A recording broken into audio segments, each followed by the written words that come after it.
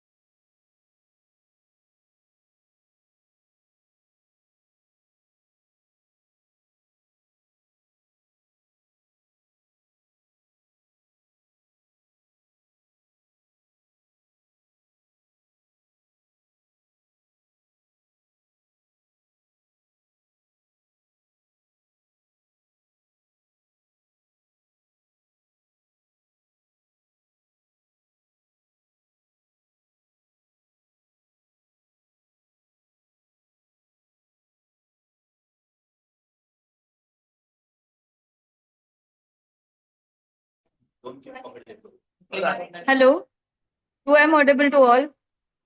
A very good morning to everyone, and welcome to the 10th Multidisciplinary International Conference of Chandraban Sharma College.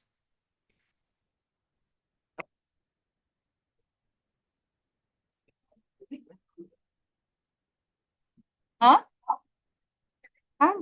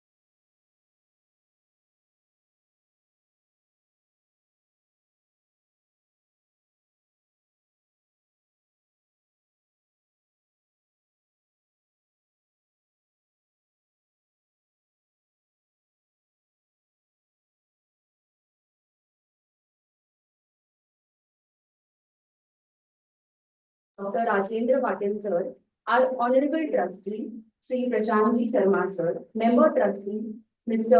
Himanshu Sharma sir, Principal, Dr. Suryakant Kasande sir, Director of Skill Development Center, Dr. Vaishali Rajput Madam, esteemed faculties and scholars present over here and also to our dear students. I, Assistant Professor Shalit Bhaskar, welcome you all for the 10th International Multidisciplinary Conference on a roadmap to digital and sustainable business models for a better world, organized by Chandraban Sharma College of Arts, Commerce and Science in collaboration of University of Mumbai. On behalf of our college, we are delighted to offer a gracious welcome to all of you. Before we commence the conference, I humbly invite all our esteemed dignitaries to kindly come forward and grace the occasion with the ceremonial lighting of the lamp, a symbol of knowledge, wisdom, and a new beginning.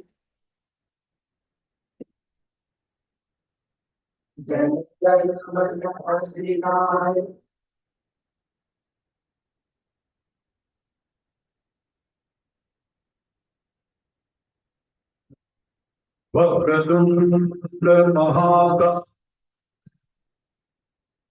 सूर्यकोटि समप्रभ निर्विघ्नं कुरु मे देव सर्वकार्येषु सर्वदा ओम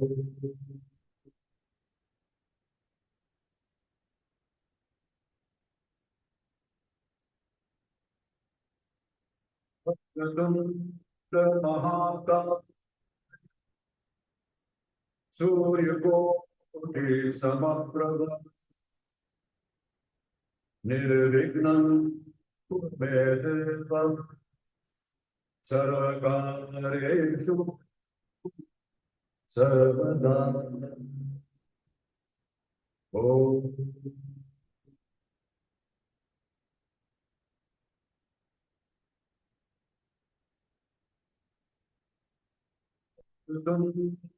महाकाय सूर्यकोटि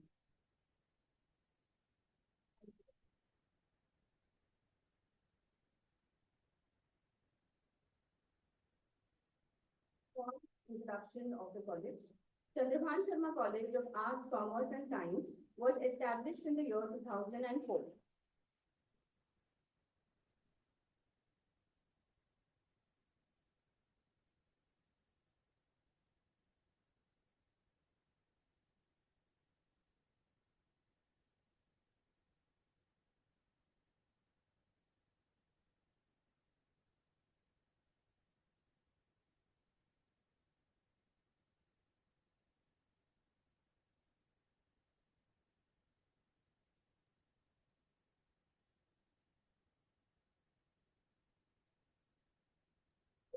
Affiliated to prestigious University of Mumbai, Chandrabhan Sharma College is also a recognized study center of Yashwantrao Chavan Maharashtra Open University, a state university.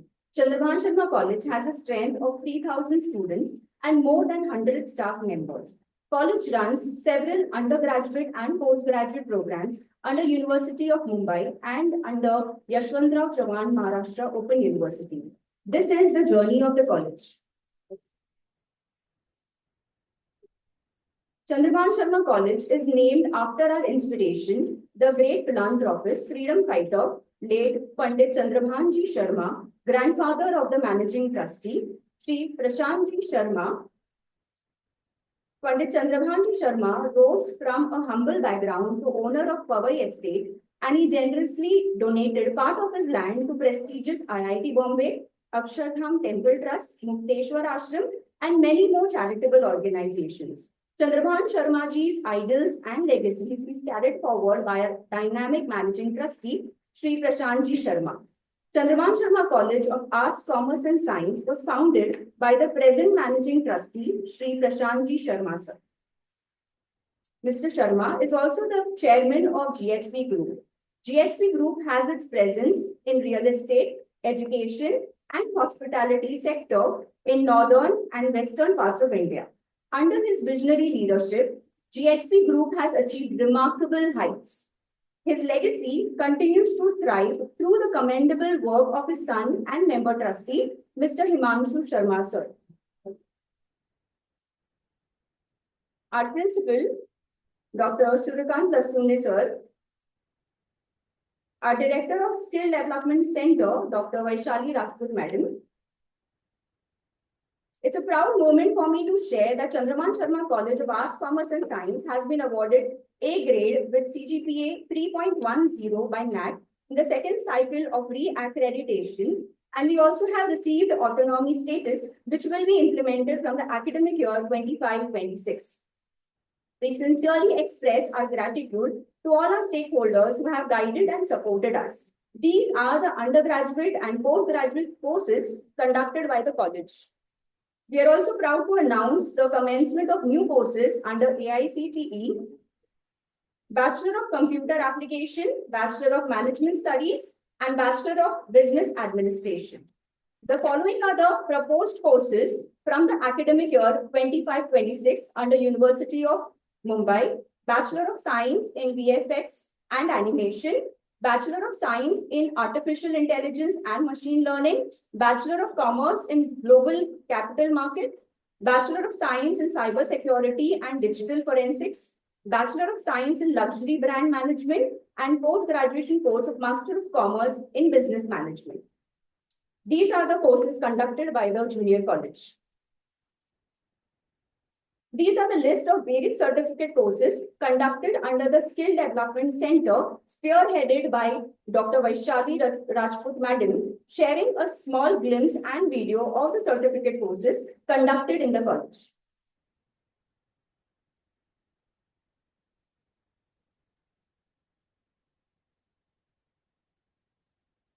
Hello everyone. As you all know that behind every successful student is a platform that believes in their potential, nurtures their dreams and shapes their journey.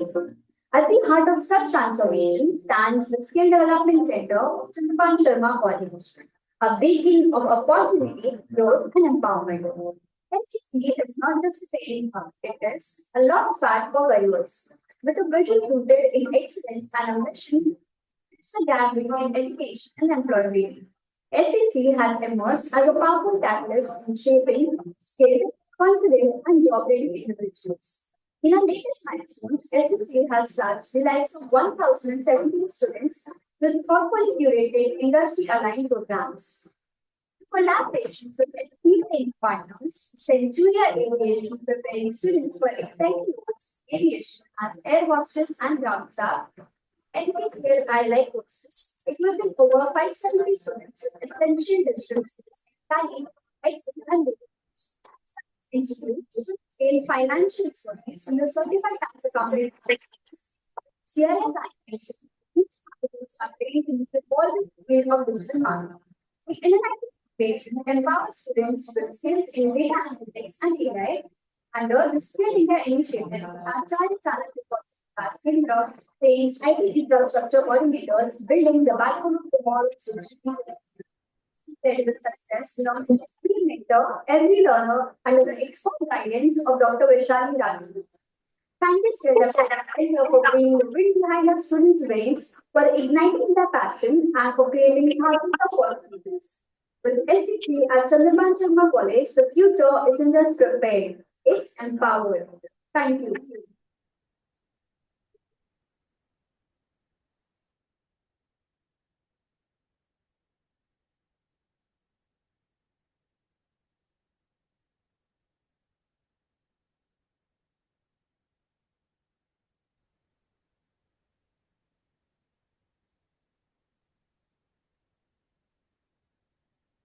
This wonderful presentation, I now request the Director of Skill Development Center, Dr. Vaishali Rajput Madam, to address the gathering.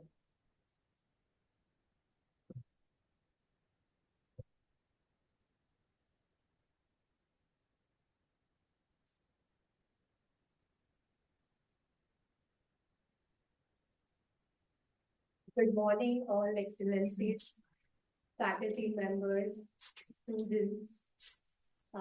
Today we are gathered here for the research conference. So I would like to welcome you all on behalf of Chandrabhan Sharma College and Management. I'd like to welcome you all to this international conference. See, as heading Skill Development Center at Chandrabhan Sharma College, like we have started just 7 months back this center, and I think 1,000+ students are learning under this center, and many of them got their certificate also, completion certificate also, and now we are going for the placement. I can say that Centuria Aviation and NIIT Foundation, they are the best trainers that we got this year, and they are working personally on the placement of our for our students. Like, they have promised us for the 100% placement, those who are enrolled for this particular certificate program. So they are going to provide them 100% placement over here. So this is what the future of, I can see the bright future of Chandrabhan Sharma College and our students also. So thank you so much to watch that video, and thank you, Richa, for making that video. And yes, without wasting more time, we will start with today's conference. And one more thing is, research is very important, and this skill, if anybody is working on research, that helps you not only for the academics, but for your life. That's for sure. Thank you so much. Thank you.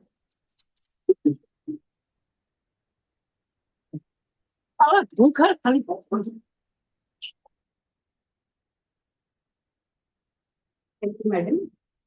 Today, we are fortunate to have with us some distinguished guests and personalities, as we each one of them bring invaluable expertise and insights to enrich today's conference. We welcome all the eminent personalities, and now I request our Skill Development Center Director, Dr. Vaishali Rajput Madam, to felicitate our guest of honor for today, Dr. Vinay Bhule sir. I request all the dignitaries to come up on the stage, please.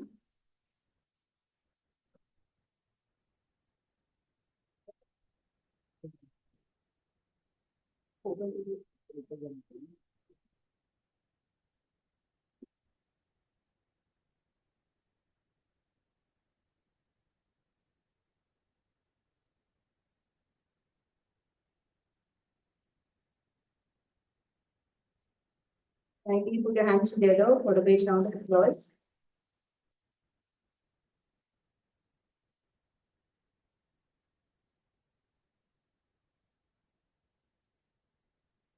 I now request Vaishali Madam to felicitate our keynote speaker, Dr. Rajendra Patil sir. Please.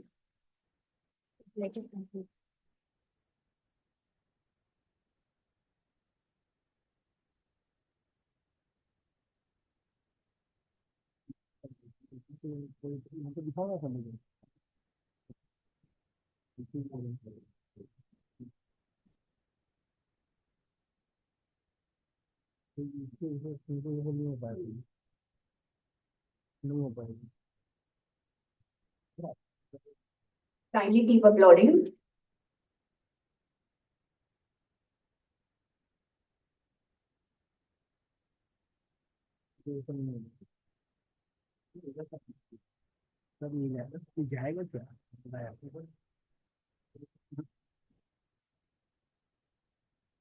Thank you very much. I now request our conference convener, Dr. Anita Pandey Madam, to highlight the outline of the conference.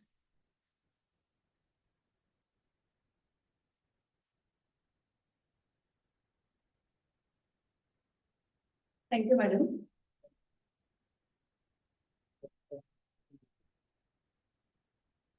Good morning, everyone, to all the dignitaries who are present here. And special good morning to all the researchers. Bhai researchers, good morning. I feel like everybody is sitting for giving an exam. इतने शांत क्यों हो भाई? मुझे डर लग रहा है.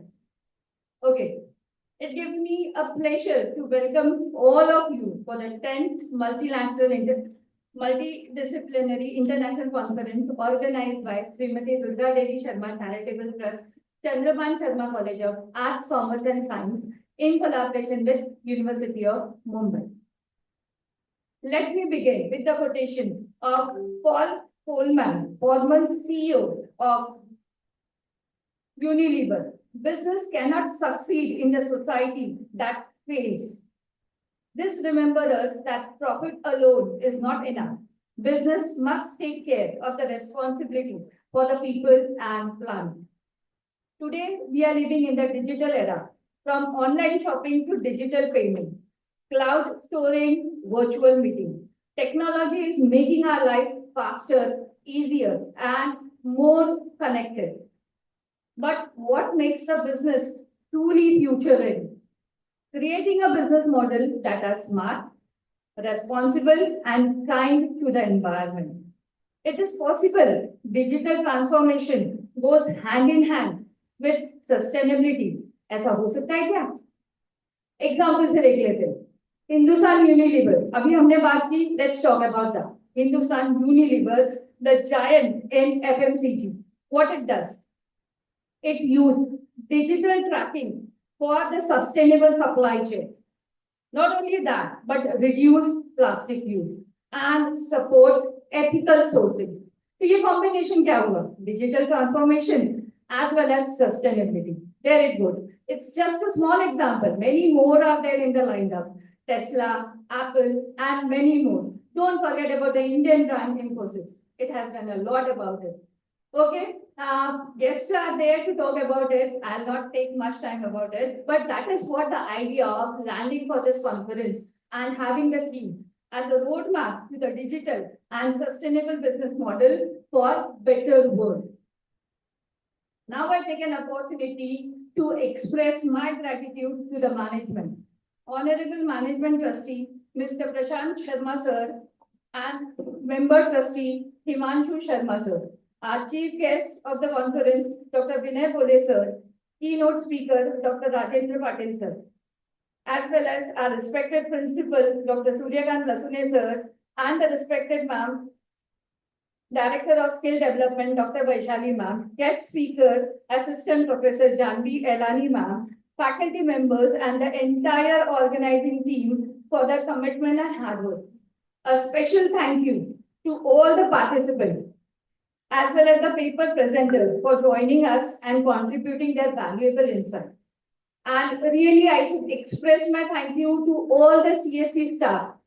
Degree College, not a single staff has less who has laid down in the conference. Everybody has contributed with their papers. And even we have a big contribution from the junior college. This is the first time junior college has contributed in huge number of papers.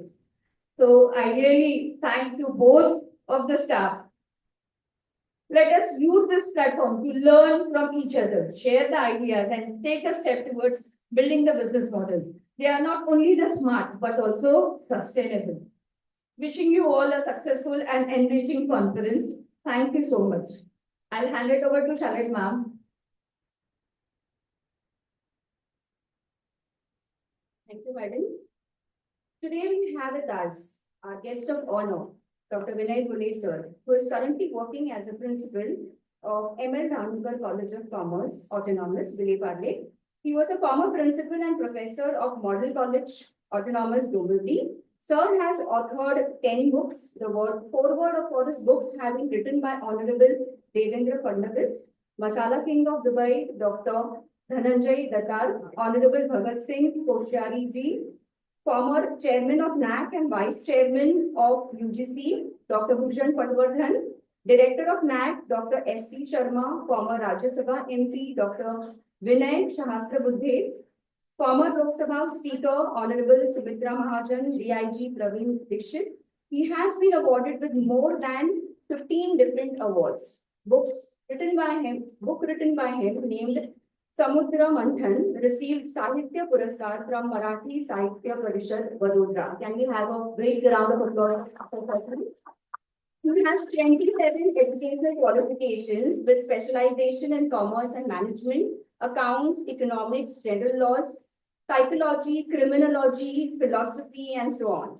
He's an assessor of NAC. He was nominated as a member of UGC College Inspection Committee. Sir has published more than 200 articles on various subjects with more than 70 research papers and 35 articles in national and international journals. He's a member of Board of Studies, University of Mumbai, Academic Council, and Governing Council of various colleges. Sir is a PhD research guide at University of Mumbai. Presently, Sir is pursuing MA in Public Relations from University of Mumbai. We welcome you, sir, and I now request Sir to address the gathering.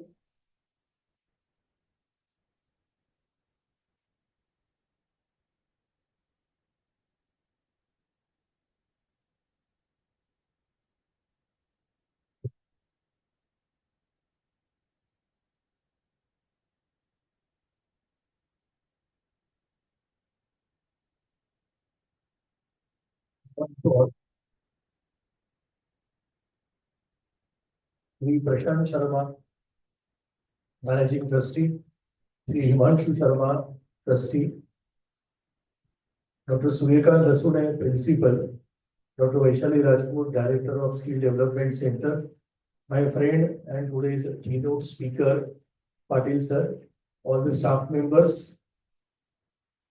Before 2 years, I came to your college with Shivare sir. It was a pre-NAT visit, rather mock NAT, and that time only at the end of the session, I said, definitely you will get A grade. And you got it. So that I always believe that if you think positively and if you appreciate positive efforts, you get the positive results. So that today I must say that whatever new courses you are going to launch from this year, as well as you have got permission from AICT, basically congratulations for that. And I am sure that for all these courses, you will get tremendous success. For this conference, you have chosen the subject heading as digital and sustainable business models. There are three different things are there. One is digital, second is sustainable, and third is what business models. So that whatever you do for business, it may be in the form of a digital way or in a direct way is a different issue. But you have connected the things in a very nice way. So a model that allows businesses to create value and generate revenue through online source becomes a digital business model. Nowadays, it is proved after Corona that digital models do work in a very nice way, in a best possible way. People try to promote the same. Now, giant personality expert in that, Patil sir is here. He will address to all the things in his speech. But generally, what I know about these digital models, I must mention here.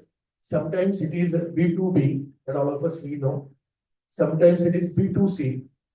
It may be C2B and it may be C2C. In all the ways we can have digital business models. Then when we say what are the features of these business models, then creating value through digital technologies. It's a very challenging job because general tendency is that people go to shop, they go to market, they see the product, they touch that product, they touch and feel, they ask several questions, they bargain. Then if they are convinced, they purchase the product, but it is the great capacity required from the end of digital platform. All the features you have to mention digitally, and customer at a distant place demands your product. So that first feature, a very important prominent factor, is creating value through digital technologies. Innovative character is required. Your product must be somewhere appreciated by the customers, or it is called as prospects, in the sense probable customers. Then digital customer acquisition and sales. Suppose that your website is clicked by lakhs of people. Few may be interested in that, maybe few thousand, and few hundred maybe your customers. So it's a big challenge. Digital customer acquisition and what sales? Digital unique selling propositions. We call that in commerce as what? USP. So when you go for a digital model, a very important factor is what? Digital USP is to be developed. Then a big factor, we know that global reach. You can sell your product globally. So if you start any course, any activity, any program at Chandravan Sharma College, maybe from any other part of Asia or abroad, any person from Europe may join your course. So that whenever celebrity point of view, we consider our study material, our teaching techniques, then what curriculum we are going to teach, it should be at the global level, so that as you have gone for this type of conference, you must mention that. And scalability has to be there. Now, what digital models are to be considered? One is advertising model, another is premium model, not premium, premium. Initially, you keep that free, and then you start charging the same. On demand, there is one model, e-commerce model, everyone knows. Peer-to-peer is also one model. ecosystem model in the sense what interrelated model like Google, Apple, Amazon, Alibaba, without having their own production centers. Globally, they are selling products. Sharing model like that. Now, sir will mention that Ola, Uber, how exactly they connect the customer and what car owner or drivers. Then experience model, different experiences that you may share and customer-centric ecosystem can be developed. You may have some knowledge that may be required by another person that you can share, and that knowledge you can use as your business model. Then subscription model is there. Recurring fees are charged like that what Netflix is charging. There also digitization is there and digitally earning source is developed. Open source model is there, free softwares are there. And then through Google, you can get your own charges. And hidden revenue model is there like Play Store. You try to get some app through Play Store, you download it, and through Play Store, some concerned people can get the income. So that I must appreciate the efforts taken by your conference committee, a unique subject you have selected, and I'm sure that like you got very successfully that A grade, very successfully you got autonomy, you got AICTE permission from University of Mumbai also, you will get permission for various new programs and courses. And on the same path of progress, what you have chosen, certainly this conference also will be a unique conference. And many, those who have joined this conference will get benefited out of this. You invited me for this program as a chief guest. 10 minutes are given to me. I always keep that in mind. So thank you very much for inviting me and giving me an opportunity to speak in front of you. Thank you very much.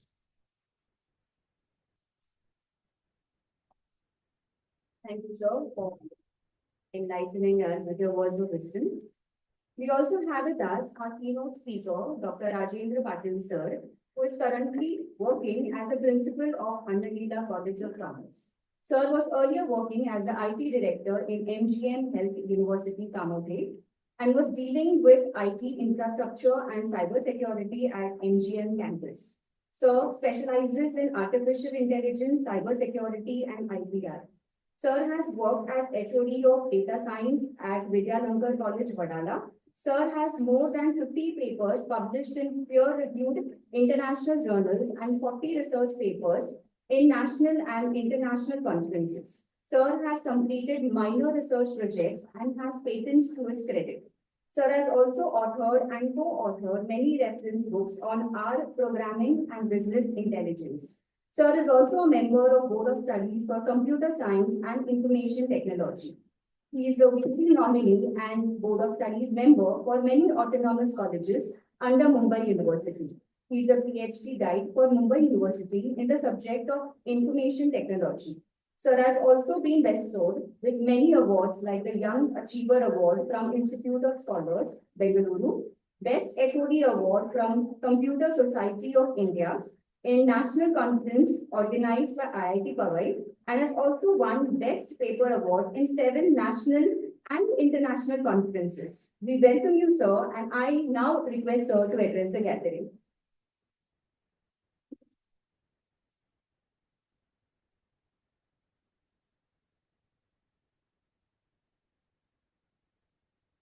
Good morning all. Respected trustees of the college, Sri Prashant Sharma ji, Sri Himanshu Sharma ji, Principal Dr. Vaishnav, Director of Skill Development, Dr. Vaishali Rajputnavan, Mr. Sandeep Vishwakarma ji, dear research scholars.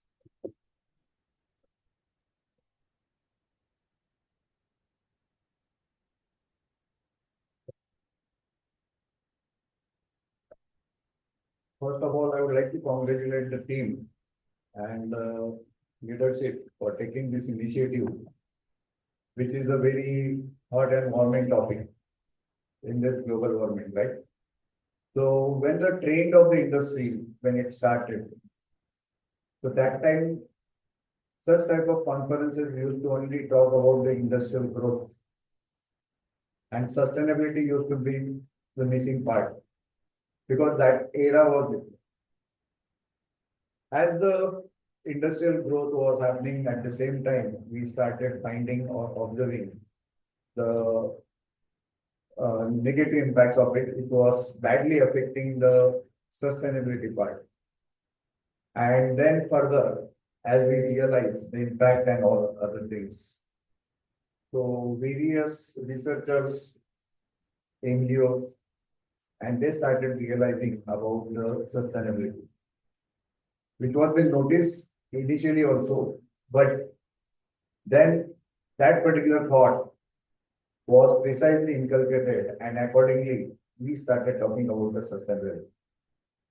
Moving further, you can see the today's business model as they are growing, so they are properly poised and surrounded with the digital support, which is transforming the new type of businesses in a very innovative way, and also maintaining the sustainability. So my agenda will be talking about this digital transformation, why the sustainability, why it matters and how it matters. The digital roadmap. At the same time, I'll just highlight about the Tesla case study. So during the introduction, I guess the madam, she already gave the example and she has given you the background about the Tesla. Okay. So anyway, along with Tesla, I will be talking about the other things also. Okay. So moving next.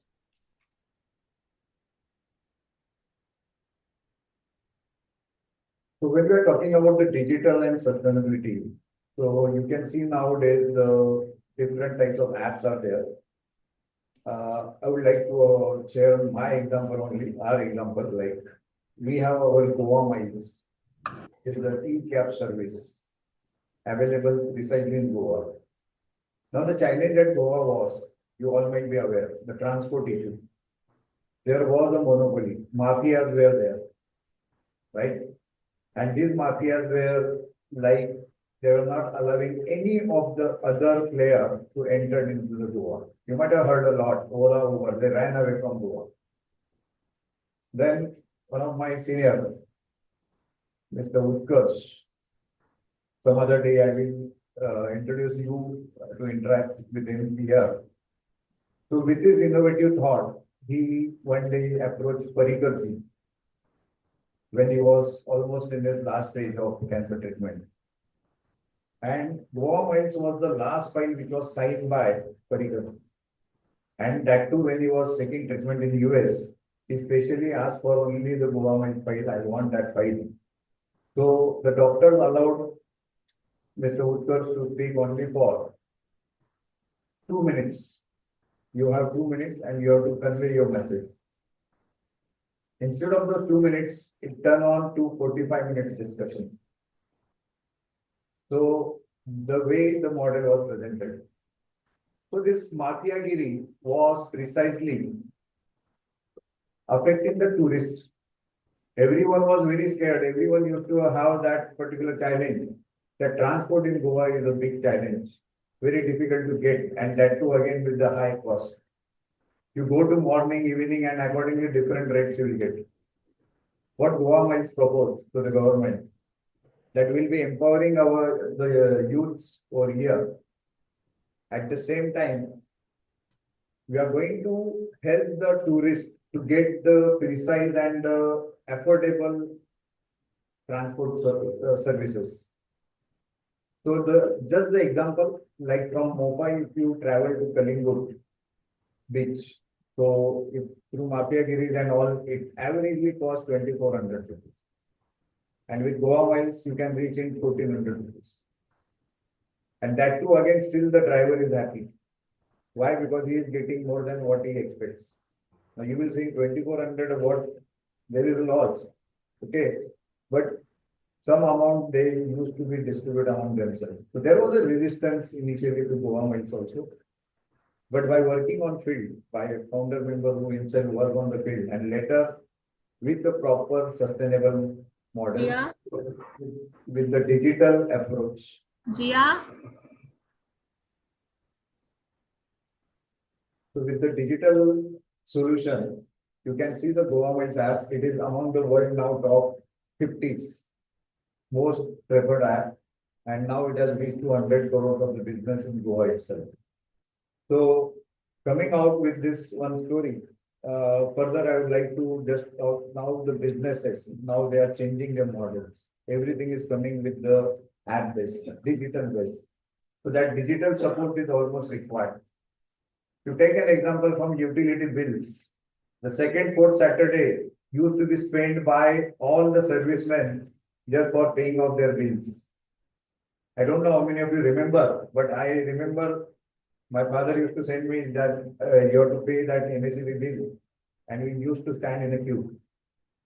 For banking also, we used to stand in a queue, and banking services were between 10 to 12 and evening 4 to 6.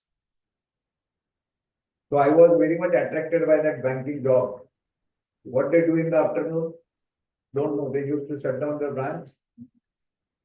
They only know what they used to do. But with the revolution, okay, with the digital revolution, see how the things change. Now 24/7, the bank is open for you on your app. Okay, cloud-based apps are there. And same thing now from other business sectors, it is slowly coming towards the education sector also. Right? We all had already implemented, like Madam is running the skill development center. So of course, she is empowering many of the new youth and coming out with the different skill sets, which is going to help the young talent and where they can accommodate themselves with the upcoming trends and the skills that will help them to survive with the new age of businesses. Of course, there is a sustainability pressure with the environmental social governance. Okay. So when we talk about this ESG demands for the sustainability. So many organizations, every organization nowadays needs to talk about or needs to take care about this sustainability in the business model. The companies needs to be very updated, so they have to adapt. So it is not case that we Goa might settle over, now we are going to be in a very monotonous way. No. Every day we have a discussion. We think about next 5 years, what we can innovate. So recently we just gave the thought that there will be many a times the taxi drivers are taking us to the different routes. And many a times we don't know the special spots because we are not regular or frequent travelers for Goa, right? Or that can be for any tourist place. So there will be VR glasses. Okay. And whatever the spot you are finding, so in that VR, you will be getting the complete view. What is the specialty or what is the tourist spot? And those VR glasses is going to provide you the information. So that is what the new innovation we are planning to introduce under this government. So we are just looking for the tech partner will give this particular solution and definitely will be coming out with this. So this is the innovation which is required. And this clicked to me when recently last year for one Navy college when I was traveling and I visited Goa. So from there I was visiting to our Goa Miles office and I asked the driver, भाई बीच में कोई spot आता है तो मुझे बता देना ये गोवा में इधर लोना पावला था या कुछ ये स्पॉट था ओके ही सेड सर मैं भी नया आया हूँ तो बोला एटलीस्ट जाने का रास्ता मालूम है आपको okay so then suddenly the thought came to me Google Map is helping him or both of us to reach to the destination but many things we are missing during the journey so something would have helped me. So immediately that thought came to my mind and just in during our meeting, I just proposed this particular solution that this should be the case. Because many migrants are there. Same way it happens in Mumbai also. Many people, they join the Ola, Uber or any other. And many a times some good spots, some developments are there which we are not able to notice also. Even although you are regular commuter from your place to Chandravan Sharma College. But many developments are happening which we never come to know unless and until it is there or we experience it personally. Okay. So of course, we have to be adaptive. The companies needs to be adaptive. Otherwise, it is going to be the threat for all of us.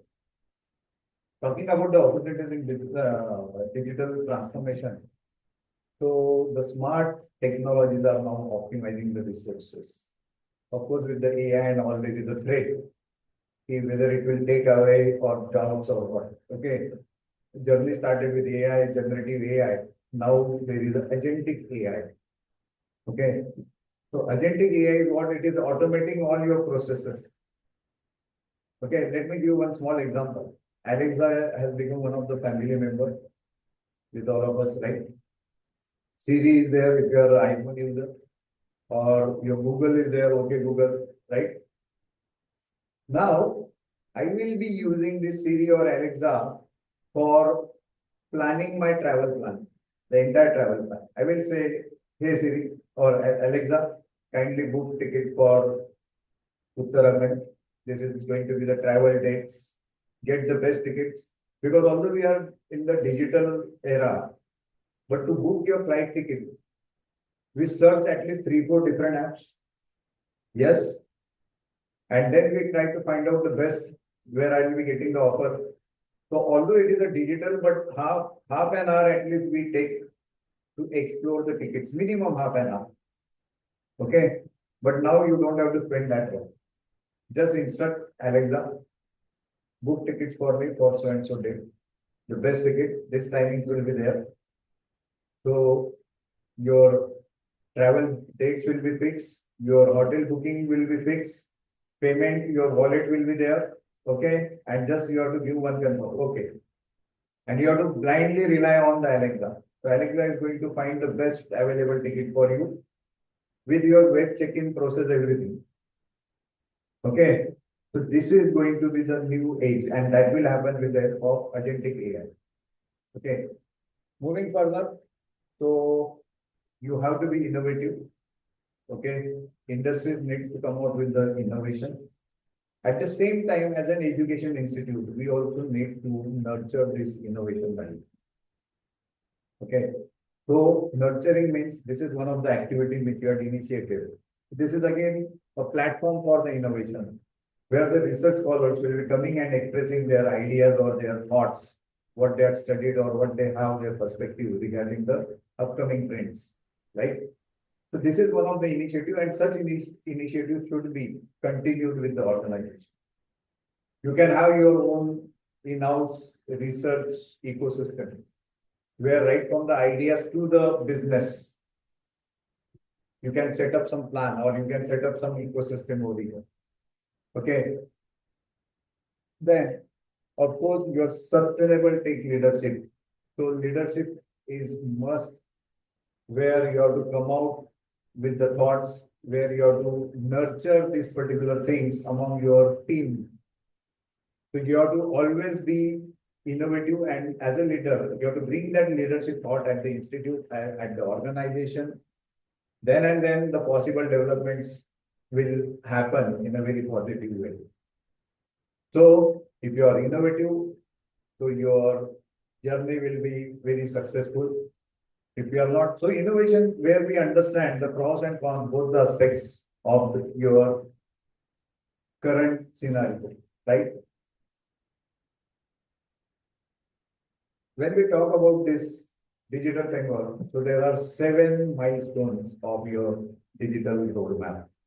Okay, the first one is whatever your regular operation, so just digitize it at your institute. You might be having your ERPs. Earlier, the mindset was not there with the education institutes. Why do invest in IT infrastructure, right?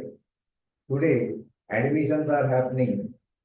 You might have seen some popular colleges where parents used to take the leaves. They used to stand in the queues, Ruia College, Ruparel College, long queues for admission. Okay, even for school. late evening, people used to stand in the queue for next day. And see today, nowhere the queues are existing now. So why? Because the leadership came out with the digital thought at the institute level. And as a result, now everything has been transformed into the digital mode. So people are just taking or applying on the ERP system. Digitally, the process is done and admission and everything. So student journey is now digitized up to the markets, everything. Innovate the business models and offerings, as we can see everywhere now, the new innovative trends or the businesses are happening. Go green with eco-friendly practices. So now when we are talking at the one side about the digital, what is required in the background? Infrastructure, right? We are talking about the cloud, but how that cloud and everything is supporting us. So there are big data centers which are installed now in India, especially in Navi Mumbai region, it will come. So there are means almost 90% of the data centers are now shifting to Navi Mumbai. One good case study I would like to give here. Control S, one of the biggest data center in Asia now, where your college data might also be directly, indirectly existing with Control S.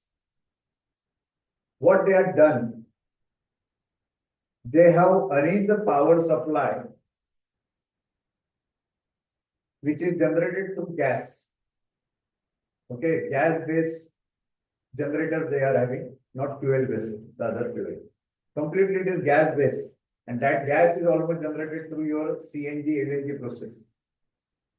Okay, and the capacity of their data center or the power supply is, because if for data center you need the strong air conditions, then you need the continuous power supply and all. So they have made the arrangement of power supply where they can supply to entire Maharashtra for non-stop 14 days. That is what the capacity of their power supply, which is generated through the sustainable model. So they had arranged that backup. So even we had experience on October 11, 2020. There was a power break which was experienced by the entire almost Maharashtra. Do you remember that day? One day there was a power cutoff, which was a hacking attempt by the Chinese. That case was with cyber. Okay. So still that investigation is going on. Okay. But that was a Chinese hacking attempt which was made by them. So as a result, these things can happen. So based on that, now companies are coming up with their own energy, the sustainable energy supplies for themselves. Okay. So go green with ecosystem. Tesla, of course, taking care of that. Your Facebook and all the data centers, you can see there is no single AC for the Facebook data center. So they had set up their data centers at location, geographical location where the temperature is almost in minus degrees. So they had placed the exhaust fans. So it is just cooling the outside temperature and they are maintaining their data centers in that. These are the sustainable, means they are innovating. You industry needs to be innovative, integrate sustainability into the strategy and culture. At the same time, as the businesses are transforming everything now into the digital form. So now digital has become very fundamental, but now beyond that, AI is coming now, where AI integrated things are there. Without AI, things are missing. That is what in your thing you have rightly identified. You are allowing the researchers to share their thoughts about the AI and all. Okay. You need to be agile. So every business needs to be adaptable. Otherwise, things will happen like Nokia. They did not adapt it. And as a result, see where the Nokia is. It is nowhere. Okay. Of course, the leadership needs to be very strong. They need to be very proactive.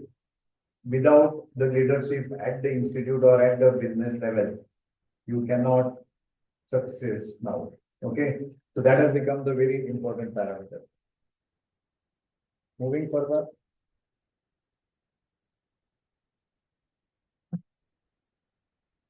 So overall, as we had seen the 7 aspects of this, so I would like to just highlight about the Tesla case study. As you might be aware, how they maintain all these 3 aspects: digital collaborations, innovations, and sustainability. Today, it has been said now there are 2 people who are just ruling the world. You know that, right? Who are they? Trump and Elon Musk. Okay. So of course, Musk, he is a tech guy. Okay. Nothing to do with the governance and all. He has his tech vision, doing excellent things. Okay. So you should maintain with that. Okay. So Tesla, they came out with this online sales. Okay. They are the first, rather than having the distributors. Now, who has been benefited out of this with the online sales? The customers. Okay. So whatever the intermediate players are there, they have been now removed, and there is a direct sales happening, which becomes affordable for the customers. Okay. Of course, they maintain the sustainability. Whatever their plants are there, you can see almost they are solar based. Okay. I'll show you one picture also. There is continuous innovation. Tesla is known for the innovations where AI based, lot of things are there. The car almost talks to you when you are riding. Okay. There are driverless cars which are running on the US road. In India, it is going to be challenging because with driver only we are facing the challenge. Okay. So then, of course, they have the very important thing. Whatever their patents are there, they are open with these patents. Okay, they have published them in the open domain. They are allowing the others to derive this. Okay, that is the beauty of the Tesla we should appreciate. Next, you can see those pictures. Okay, the plant picture of the Tesla. So you can just see that solar and all which is installed, and from there. So this we are doing in now at Education Institute also, but many things are there where they have reform the things based on the sustainability. So just I would like to conclude with this, that as an institute, what we can do, as a teacher, what we can do, we have to nurture this particular values now through our academics or through our various study programs. As you are now autonomous, you have a great opportunity that although we have the tracks of subjects with specialty, but along with that, precisely and with the proper proposition, the thought related to sustainability or with respect to the environment, it should be properly nurtured. And also in the morning, during just in the meeting, we were discussing that we have to change the mindset of the students. What we had suffered, we have been taught to become the good employee, right? Our family culture, our education culture was get good marks, get good job to become the employee. But now please transform this, change these young minds and nurture the thoughts, become the employer. Okay, this will definitely change the things at the national level. Because when Chandravan Sharma, institute like Chandravan Sharma is taking initiative and making at least 2 to 3 successful entrepreneurs every year, this is going to be a big contribution in the development of nation, I will say. So I would like to thank again, Madam, and all the team for allowing me to interact here on this special event. Also, I congratulate you all for taking this initiative. Keep doing all these things. Okay. If any questions are there, we'll take it. Thank you.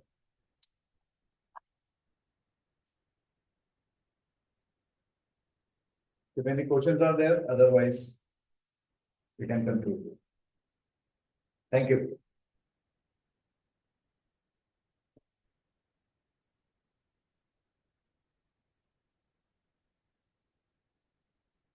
Thank you, sir, for delivering an insightful and thought-provoking speech on digital and sustainable business models. Your expertise and in-depth knowledge has provided us with a valuable and deeper understanding of the subject. Today, we also have an international guest speaker, Ms. Janvi Pawan Elani from Sydney, Australia. Ma'am is an experienced and compassionate education professional with a robust background in student support, academic advising, and administrative operations. Currently working as a student services manager at Southern Academy of Higher Education in Sydney. She brings over a decade of experience from both India and Australia. With a master's degree in commerce and an MBA in marketing, Janvi excels in managing student services, coordinating programs, and fostering academic success. Her expertise spans wet and higher education sectors, making her a dedicated asset in promoting student engagement and institutional compliance. Thank you for joining us, ma'am. And we're delighted to have you here in the virtual mode, and we request you to accept our virtual felicitation. I now request ma'am to address the gathering.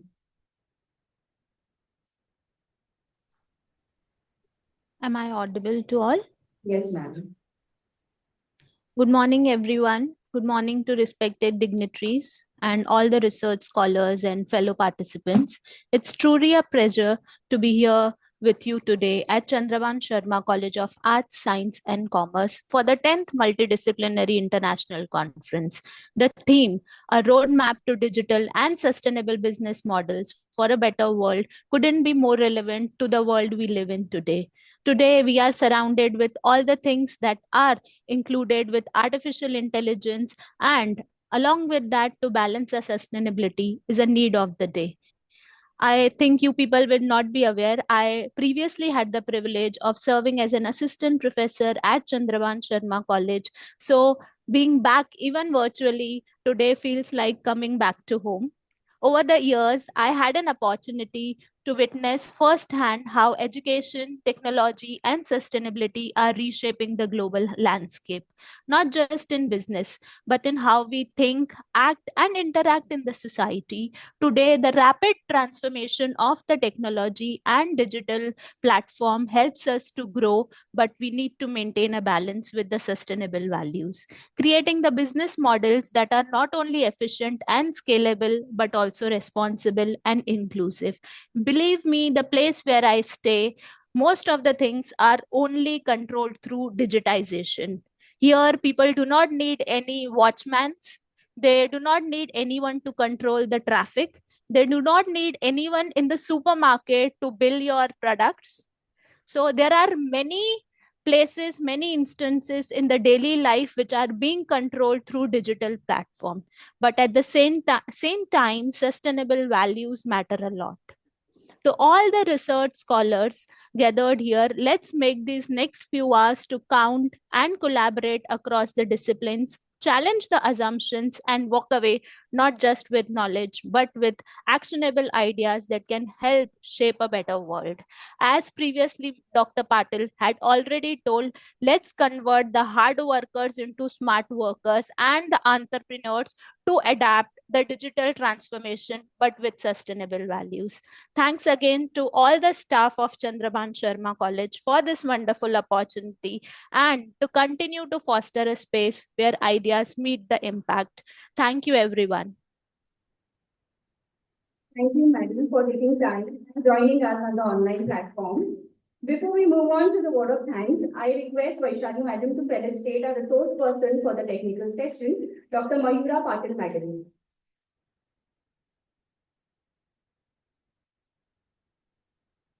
Kindly come on the stage, ma'am.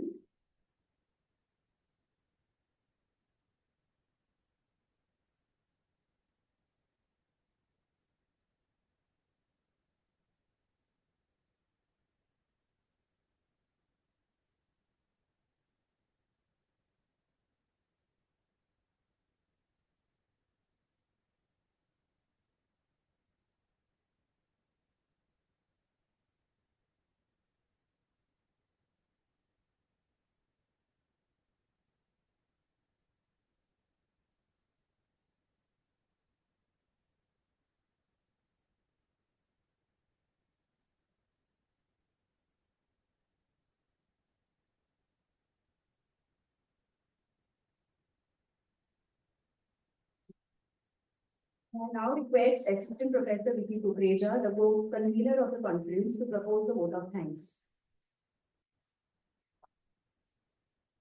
Thank you, Charlotte ma'am. Good morning, everyone. As we come to the close to the opening ceremony of 10th Multidisciplinary International Conference on a roadmap to digital and sustainable business model for a better world. It's my honor to deliver a vote of thanks. First and foremost, I would like to express my sincere gratitude towards our chief guest, Dr. Vinay Bhole sir, a keynote speaker, Dr. Rajendra Patil sir, a guest speaker, Professor Janvi Ailani ma'am, for gracing this event with their presence for sharing their knowledge and insight. I would like to thank our management, honorable management sir, Mr. Prashantji Sharma, honorable trustee sir, Himanshu Sharma sir, for his constant encouragement and support, as well as our principal, Dr. Suryakant Lasuni sir, and Dr. CD, Director of HDC, Dr. Vaishali Rajput, for providing us for resource and freedom to organize this event smoothly. A big thank you to all the paper presenter and participants for their active involvement and meaningful contribution. Your research and ideas will truly enrich this conference. A heartfelt thanks to organizing committee, faculty member, technical team, volunteers, and support staff. Your hard work behind the scene made everything possible. Lastly, I would thank to who have joined from different institute and your participation has made this event success. Wishing you all the best for academic journey and professional journey. Thank you, everyone. Thanks a lot. Thank you, sir. We now proceed with the technical session, which will be conducted in the auditorium itself. I now request Assistant Professor Meenal Rajwar to take over the technical session. Good morning, everyone. This is a pleasure to introduce the resource person today. That is Dr. Mayura Patil, who is an accomplished academician and educator with a PhD in business management from Shivaji University. With extensive teaching experience across reputed institutions, she specializes in marketing, HRM, journal management, and economics. Currently serving as an assistant professor for the MMS program at Dr. V.N. Bedkar Institute of Management Studies, Thane. Dr. Patil is also a UGC-9 qualified professional with an MBA in marketing and agriculture and cooperative management. She has been actively involved in student development as a placement and career counseling cell convener and has contributed significantly to research presentation at national and international conferences. We are truly thankful to have Dr. Mayura Patil with us today as a resource person for this technical session. And we look forward to gaining valuable insights from her expertise. Now, for the rules and regulations, I would like to hand over the mic to Dr. Anita Bhan. Thank you, ma'am. The heart of the conference, that is a technical session, we are moving to that. And the guest has already arrived and participants in all the presenters are there aligned. So I am here to talk about the rules and regulations.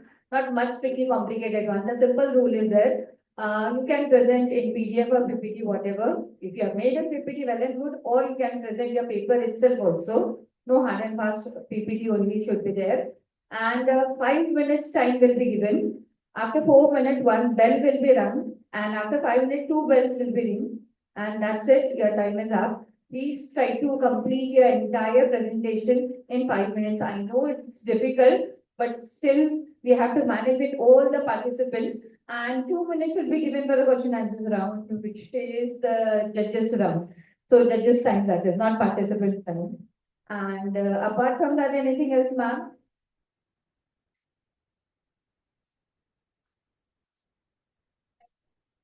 No, ma'am, normal standard time is 5 to 7 minutes only.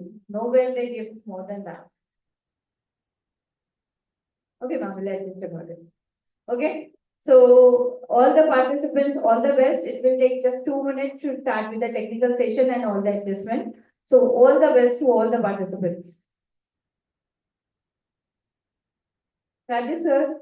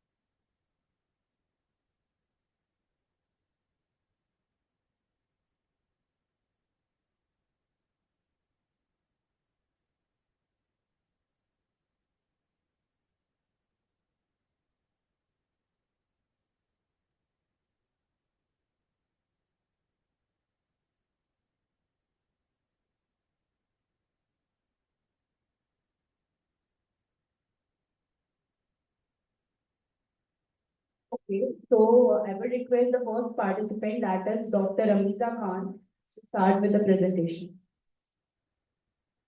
She is an online participant now.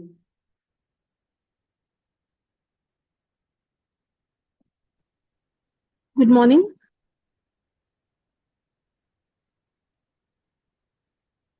Ma'am, good morning.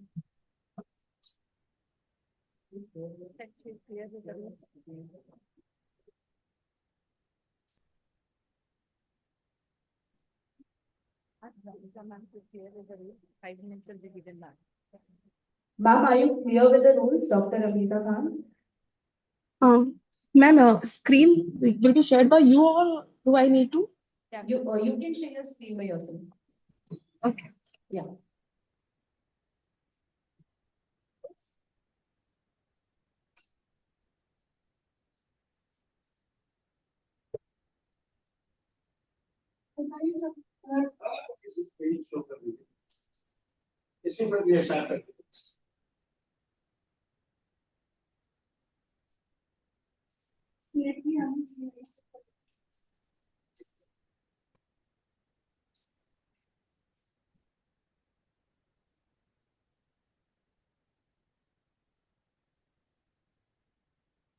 Amiza ma'am, is it okay if we share your PPT on your behalf? Yeah, it will be better, ma'am. Yeah.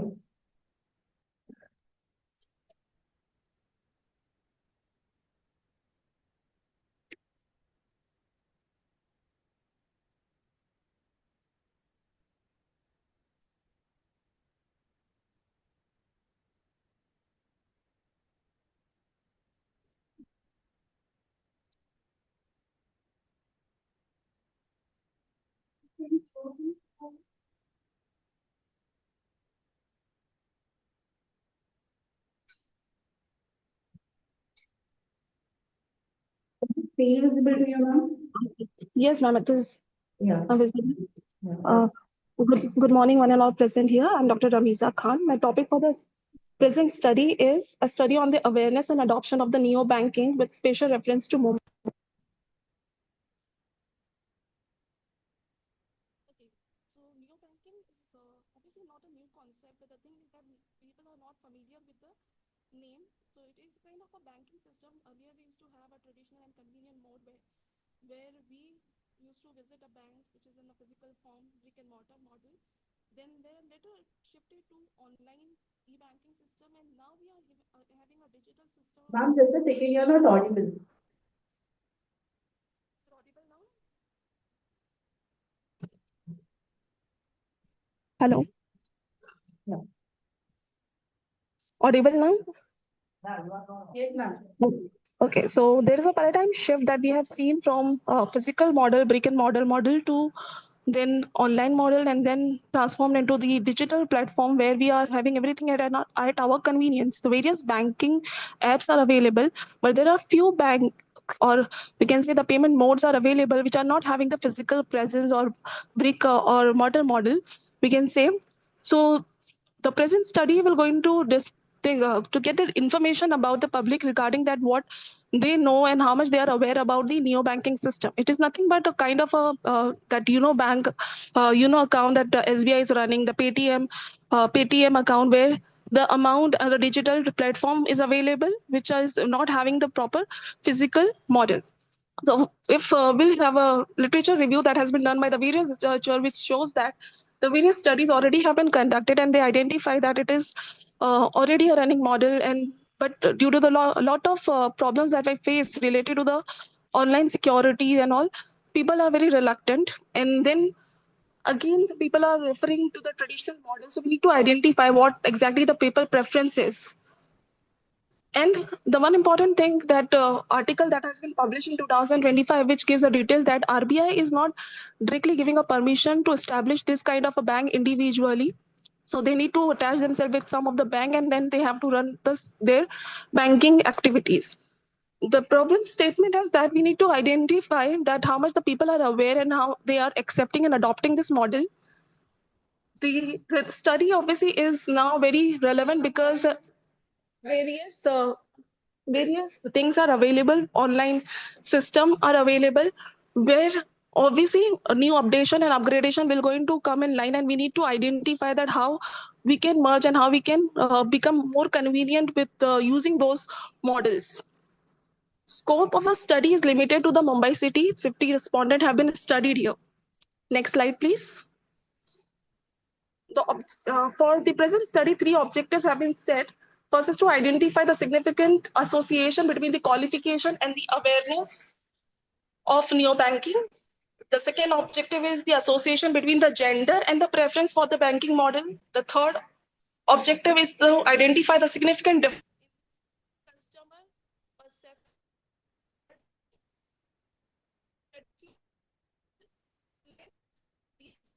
Based on this 3 objectives, 3 hypotheses have been framed, judged, and to identify the Ma'am, you're not association and audible. the difference between the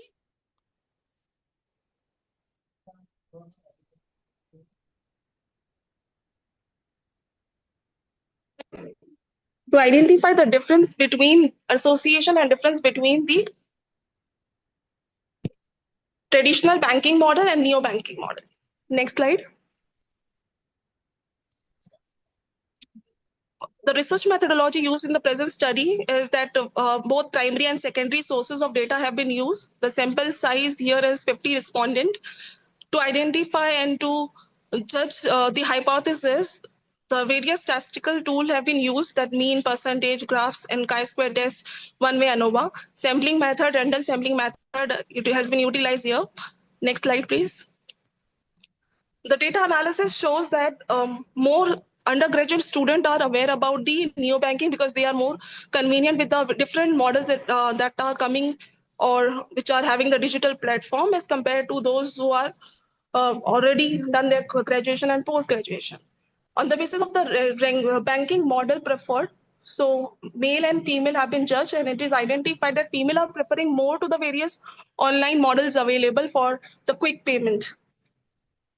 From where they usually get the information, so here mostly the people are getting the information from the friends and family, social media, but here we have seen that hardly here there is no response has been given regarding the television and newspaper that has been referred for getting the information about the banks or neo banking. The most preferred neo banking, majority those are not using it, for them it is not applicable, but people are using SBI, then Paytm Bank and Neo Bank. Thank you. Can I complete? Yes, please continue. Okay, thank you. Next slide, please. These are the various data analysis detail that has been presented here. So the popular, because of the it saves time and cost. So for that, neo banking has been preferred, whereas people have given more preference to the traditional, still giving preference to the traditional banking. Next slide. The 3 hypotheses, and out of this 2 hypotheses, null hypothesis has been accepted. That is, there is no significant association between qualification and the awareness level. And the second is related to no association between the gender and the preferred banking model. Whereas in the third case, that still there is a difference between the perception of the people, different, diverse towards the traditional and neo banking. So here in this case, null hypothesis got rejected. Next slide. So these are the conclusions. So I'm winding up early. So whatever the outcome that we have seen, and the limitation is that it is restricted to the Mumbai city. Even we want to generate or to identify that what can be done in this respect and what people prefer. So we can go for more elaborative study, and we can increase the number of respondents, because Mumbai city people are more working. So we'll be able to identify that what are their preferences, and according to that banking model can be developed, and RBI also will give the acceptance for it. Now, the recommendation is that we need to educate the customers that it is even a safer model, but to get it a safer one, need to have a proper security, cyber security system, then the safeguarding of our database, whatever goes to the banking models. And we need to develop a strategic partnership with the various banks so that people will develop a confidence that whatever the information they share is in the safe hand. Next slide. These are the various references that has been done related with the this present study. Thank you so much.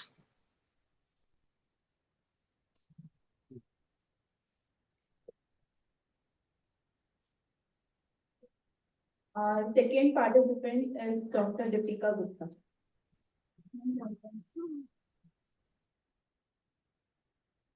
Yeah, Dr. Ravindra. Yes, ma'am. Yeah. Yeah, just one question. You said the sample size was 50. Just to give a concrete result, is sample size 50 enough according to you? That's why the sample size is required to be more because of the shortage of time. I've taken the only 50 respondent, but I really wanted to do at a bigger scale because it will help us to identify that by which model will be the preferred one, and bank obviously will take more initiative to develop a better and safe and secure system for it.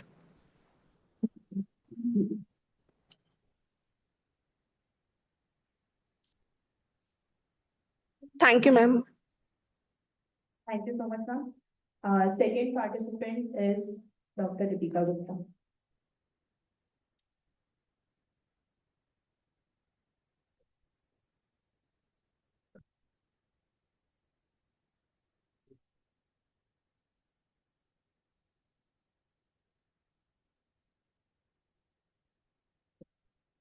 Yeah, ladies and gentlemen, imagine the scenario where a truck full of our garments is dumped in a landfill every second. Can you just imagine? Now, while I'll be finishing this presentation, and there would be huge pile of our used clothes, right? So, good morning, everyone. I am myself, CS Dr. Deepika Gupta, here to present this topic, fast fashion and environmental degradation towards a circular economy model. So fast fashion is cheap, it is easily available, but at a time, it is like a fast food, very addictive, but very dangerous, right? How to save ourselves from it? When I say fast fashion, I mean we continuously buying number of clothes, and the 200 to 500 rupees t-shirt will value cost our sustainable environment, right? How to solve that? We have for particularly circular economy, where we talk about our sustainable clothing behavior, right? So already some of the industry are doing it, like H&M, you might have heard of. They have launched concept. Just imagine your used jeans is recycled and it might be converted into other clothes or maybe a tote bag or something. So that is where comes the circular economy. For this particular paper, I have done various research, including various topics, but due to the lack of the time limitation, I'll just rush through the next thing. So just I have mentioned all these three different research in my research paper. Yeah. So basically, after studying various research papers, I understood that all the different theories or all the different papers are mostly Western culture based. In India, on this particular topic, not much study has been conducted. And during this recent times, this study has not been conducted much. So I have focused on that gap, which you can see on the screen, that is cultural bias and in international studies and the time gap thing. These are the objectives and hypotheses of my research study, where you can see we are going to talk about environmental awareness, sustainable clothing behavior, and attitude of us, or attitude of people in buying their clothes, right? So basically, I have considered three direct hypotheses and one mediating hypothesis, wherein attitude towards sustainability, how it mediates. So for this study, I have used purposive sampling technique, wherein 225 samples were studied across Mumbai city, Mumbai suburb, and Mumbai town, wherein I have for data collection, of course, online survey method was used, and CFA, that is confirmatory factor analysis, and SEM, structural equation modeling, was used with the use of AMOS. So this is just a brief of the demographic part, wherein you can find the major respondents were from the age group of 21 to 30, majorly youth. And of course, youth, when we talk about youth, they are very much into fashion trend and they believe in use and throw clothes. So what is their opinion on sustainability? That's what I've studied majorly. For understanding the reliability of my questionnaire, I've used this Cronbach Alpha, and I found out composite reliability, where you can see all the constructs were higher than 0.70, showing the strong reliability and factor loading. Yeah, so factor analysis part.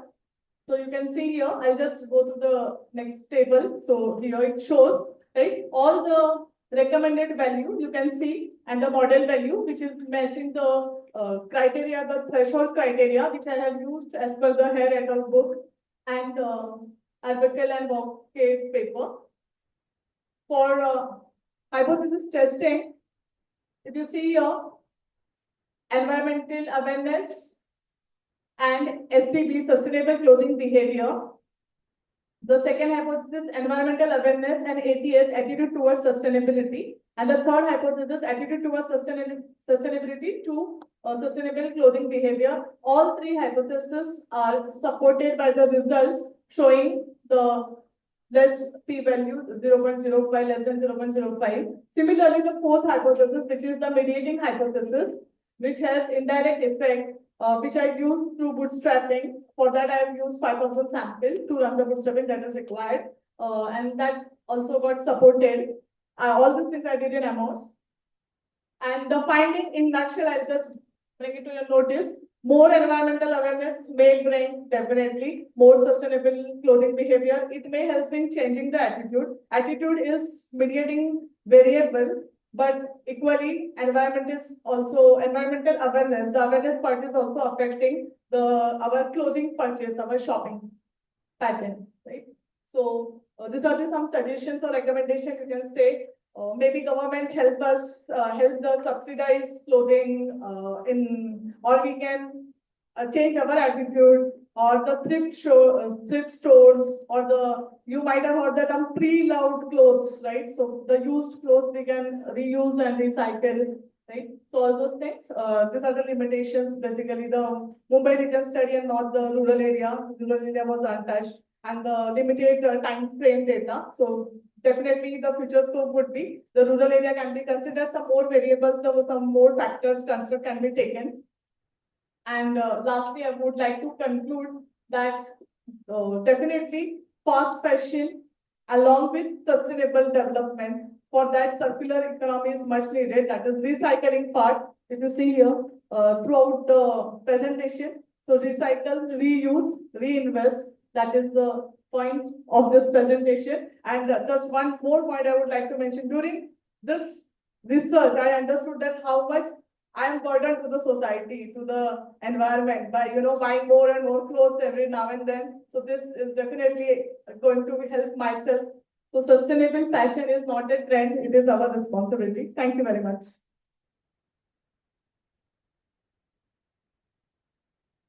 Oh, sorry.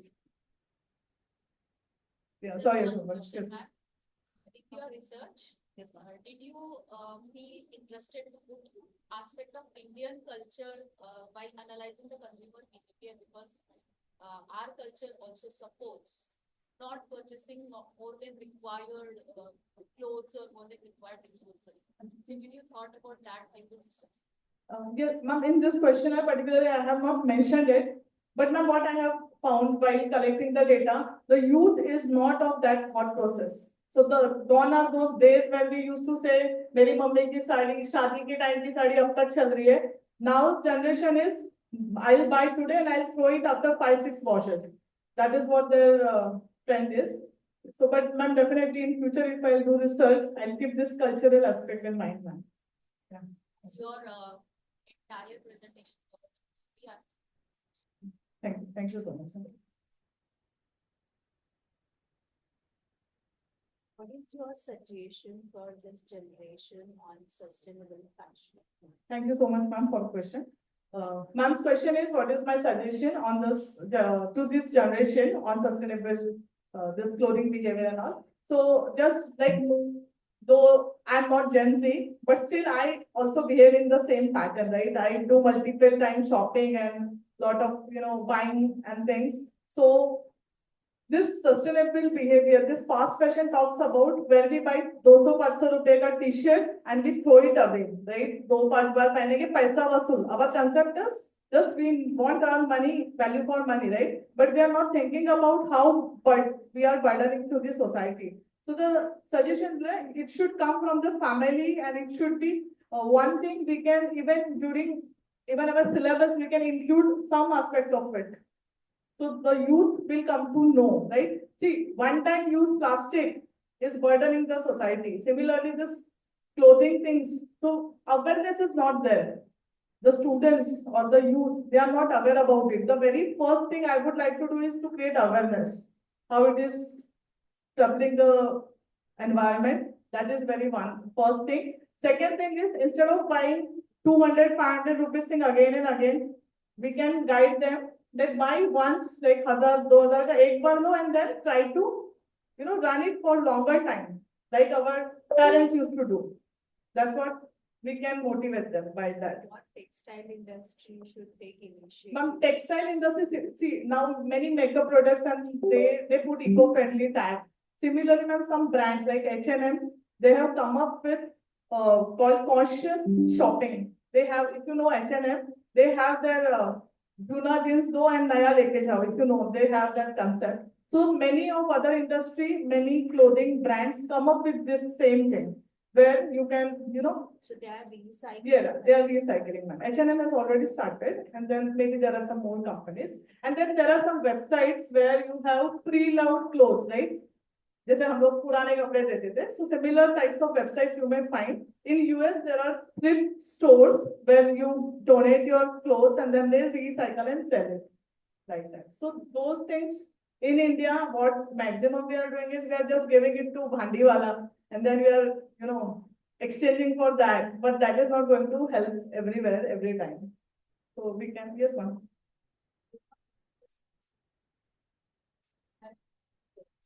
Yes.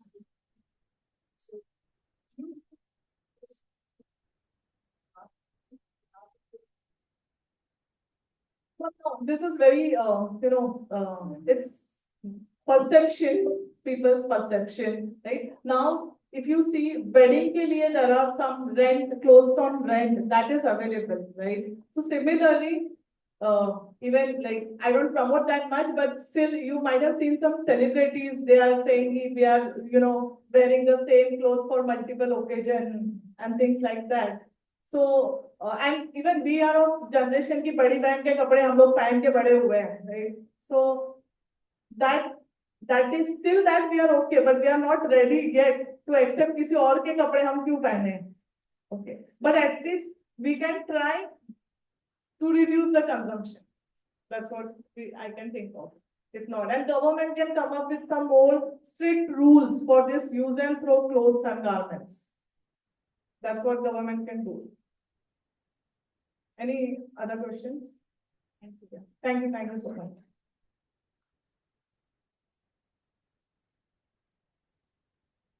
Thank you so much, ma'am. Our next participant is Ms. Nilofer Saram.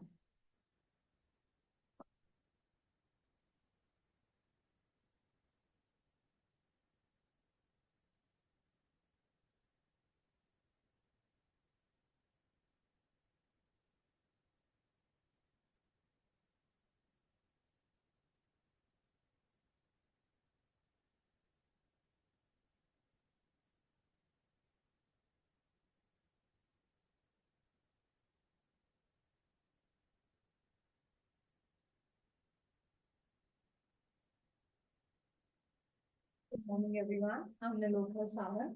My research paper title is An Analytical Study on Workforce Sustainability and Employee Growth in the Banking Sector.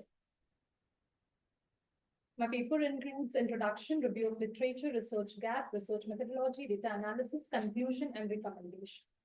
The research has two independent variable and one dependent variable. Dependent variable is the economic employees growth and the independent variable is training and development and employees workforce sustainability. In today's dynamic world of finance, if we talk about, everybody is focusing on AI, algorithms, digital transformation, and these things are actually dominating the world. But somewhere we forget that the irreplaceable thing that is behind this innovation. Yes, I'm talking about us, we people. We are the engines behind these innovation. So my research is focusing on people, people that are employees, employees working in the banking sector, employees growth.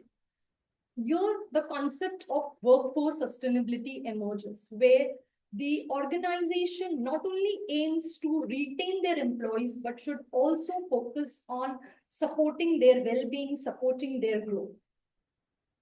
As if you see, Richard Baxen has rightly said that take care of your employees, then those employees will take care of your business.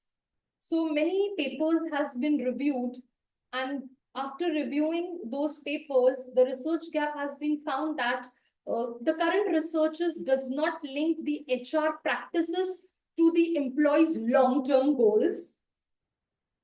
The research methodology used in the current research paper is quantitative in nature.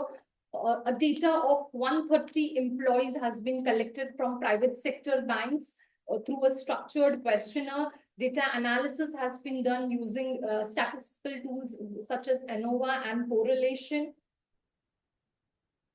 These are the demographic factors: gender, age group, qualification, level of management. Qualification and level of management has been focused on for framing the hypothesis and objectives. There are 3 objectives for my research paper. The first objective talks about the study of parameters affecting employee growth according to the qualification of employees. And to study this hypothesis, or to study this objective 2 hypothesis has been framed. ANOVA test has been obtained and F-test has been used for the same. The p-value shows, the result shows that the p-value is less than 0.05, which means the null hypothesis has been rejected and alternate hypothesis has been accepted. If we look at this report, it shows that the professional degree, the person who is highly qualified, perceived that the organization follows workforce sustainability practices and training and development in comparison to the person who is less qualified. They perceive that workforce sustainability practices and training and development are not followed. The second objective is based on the level of management of employees, the high top level of management, middle, and the lower level of management. Again, the p-value is less than 0.05, which means the null hypothesis was rejected. The report shows this. The people who are at the top level of management, that is the managers, they perceive that workforce sustainability practices and training and development are followed in the organization. Therefore, employee growth exists. Whereas in comparison to the lower level management, the executives perceive that these 2 independent variables are not followed in the organization. The third objective study the relationship between employee growth with those 2 independent variables, workforce sustainability practices and training and development. Correlation test is obtained here. Again, the null hypothesis was rejected. The correlation reveals that there is a positive but weak correlation between employee growth and workforce sustainability practices, whereas there is a moderate positive correlation between the another factor, employee growth, and training and development. But there is a strong association between 2 independent variables, that is workforce sustainability and training and development, which means the organization which follows workforce sustainability practices, they do invest in training and development of employees. In addition to that, regression model has been developed, which has a constant for dependent variable and coefficient for independent variable. Structured equation model has been developed for a detailed analysis, which aims to understand that the impact of one variable along with sub-questions in the variable. The conclusion of the study is highlights that the role of education, managerial positions, and HR practices plays an important role in the growth of employees within the organization. The study recommends that implement a fair, inclusive policies, HR policies with respect to leave, with respect to holidays, Monitor the impact of providing the training to the employees. What is their feedback after attending those training sessions? Offer educational opportunities. If you want the employees to be at a higher position, higher level, do something for the organization, then provide sponsorship, provide scholarship, not sponsorship, provide scholarship to the employees so that they pursue higher education, further education, promote internal talent instead of hiring somebody from outside, create a culture of learning within the organization. That is peer learning can be done, that every Thursday, every Saturday, they sit together for 1 hour, 2 hours and train each other. Last but not the least, recognize and reward employees. Most of us work for money, but we will be going extra miles when our work is appreciated, rewarded. So employee growth, I would like to conclude, employee growth is the fuel for the engine of innovation and success.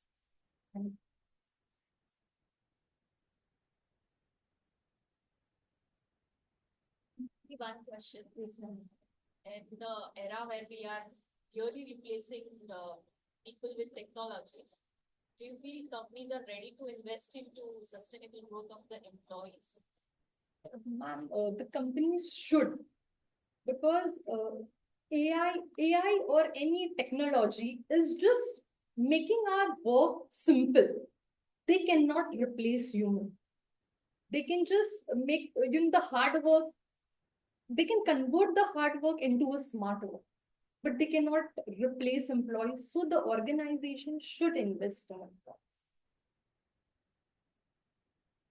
So as your studies on sustainability of the employees in any of the company, suppose if some company is going to invest on those employees for their personal growth also, suppose if they provide their higher studies, if they sponsor for the higher study, if they give them the facilities, what they wanted, and once they get ready with everything and if they left that particular company, then investment on that particular employee goes with that employee itself, not with that particular company. So what do you think about this? Also, in this case, yes, Yes. this can happen. Yeah, And this it is is happening. Yes, and it is Many of the happening. companies So in like this, L&T, that there are many other Yes. companies. So in this case, when the company is investing a lot of money in training the employees, then to control the situation, the company can enter into bonds with the employees to reduce it to some extent. Sometimes bonds are not that much, yes, we cannot hold somebody. Yes. So that is what the issue. And if some company wants to do something for their employee, for their sustainability, so they can't take that great initiative for them. But yes, of course, there is a gap and we need to think about this. Of course. And so really good topic is chosen by, I really appreciate. Thank you so much. Thank you. Thank you.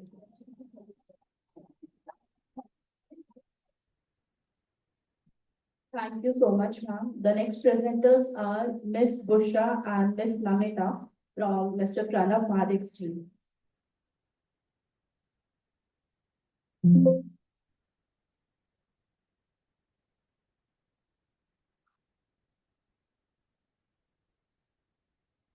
हाँ ये तुम्हारा हो जाएगा ये देखो अच्छा तुमने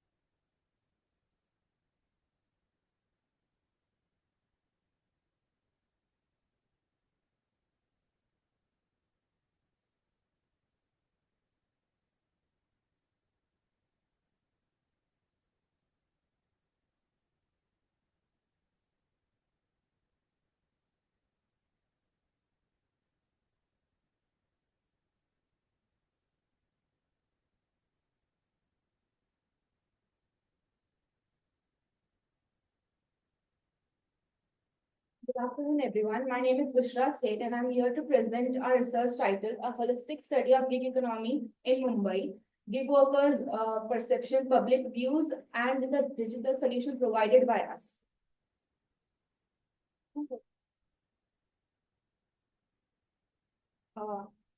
Basically, gig work is a system where employees are work through short-term contracts, and they are working as freelancers or educators rather than traditional permanent employment systems. It also makes use of various digital platforms, which is a crucial part. In India, India is one of the largest employers of gig workers in the world as of 2025.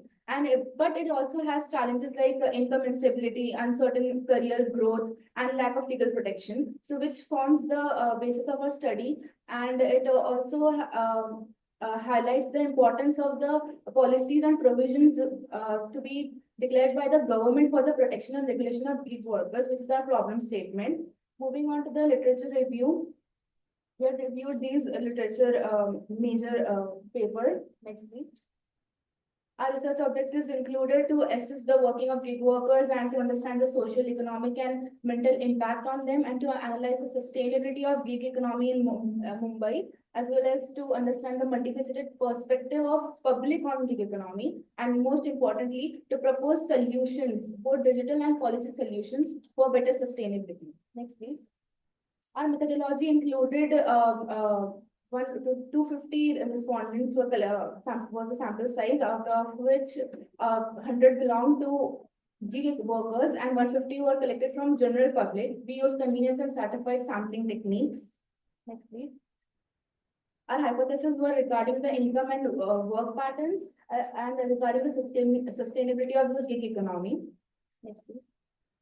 So we conducted our research in two methods, which is through general public and through gig workers. So general publics are aware about the gig economy by only 85%, but they mainly associated with ride hailing or delivery, but they do not know about freelancers, educators, or other service providers as a part of gig economy. Next, please. And the public believe that the most benefits received by them are fuel incentives, and they very rarely receive other benefits like retirement planning or insurance, in fact. Next, please. And also the advantages provided to them are very less, like they don't have paid leaves as well, and accident covers are also very less provided. Okay. Now coming to gig workers perspective, only 85% of the population was company employed. So now when we look at it, that only 15% were self-employed, which means that they have a higher dependence for platform digital-based acceptance. Next, please. And the problems faced by the gig workers were absence of generic benefits, and they also have workplace safety issues. Next, please. 92% of the employees want this field to be standardized because there are no sector-specific minimum wages, or maybe there are no insurance plan or accident covers. So that was there. Okay.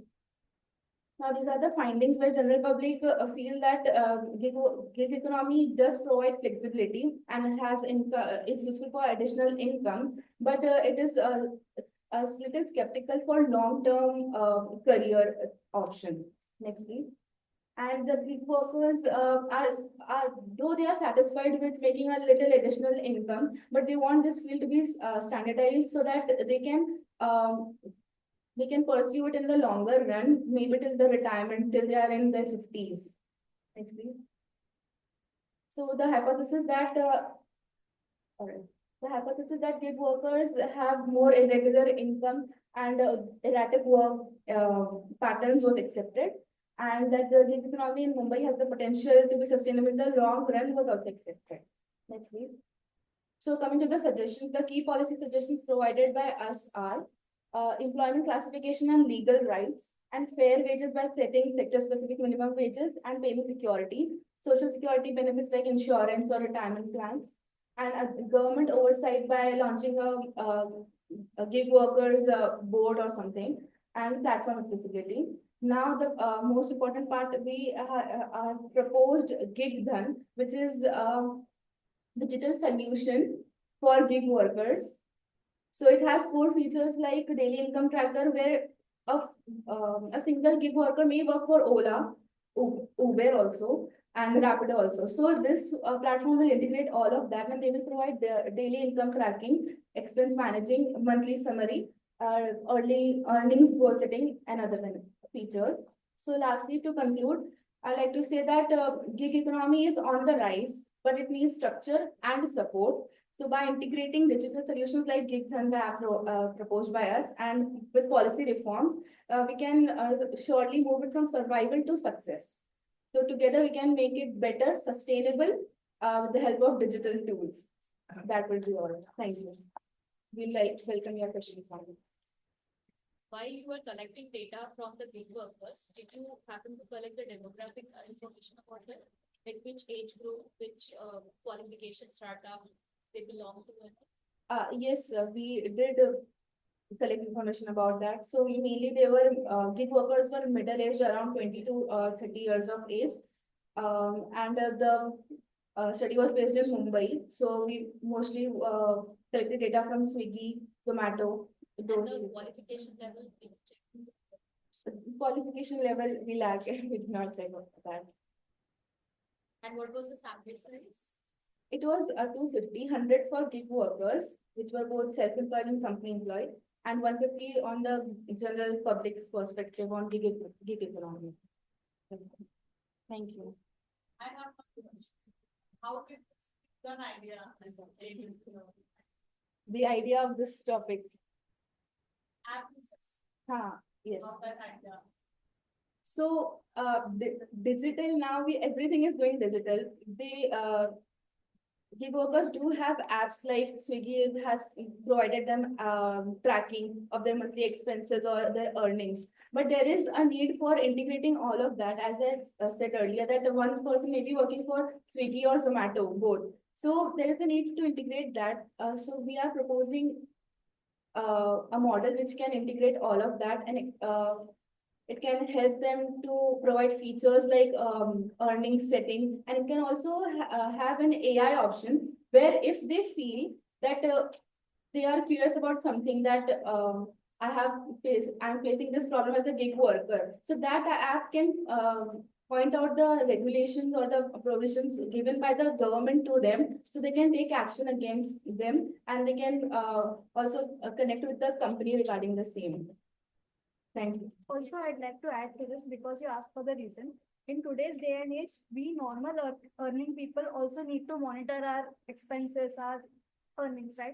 So for them who earn on a daily basis, it's very important for them to understand where their expenditures are happening and how they can save for their future, for their family's future.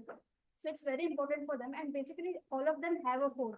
All of them have a smartphone already readily available. So this will be a very smooth integration is what we. Thank you.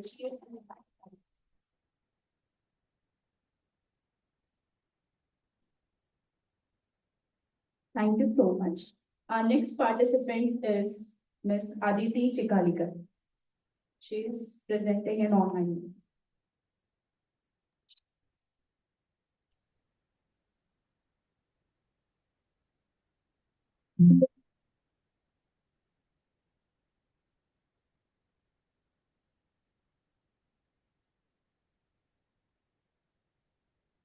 Are you there?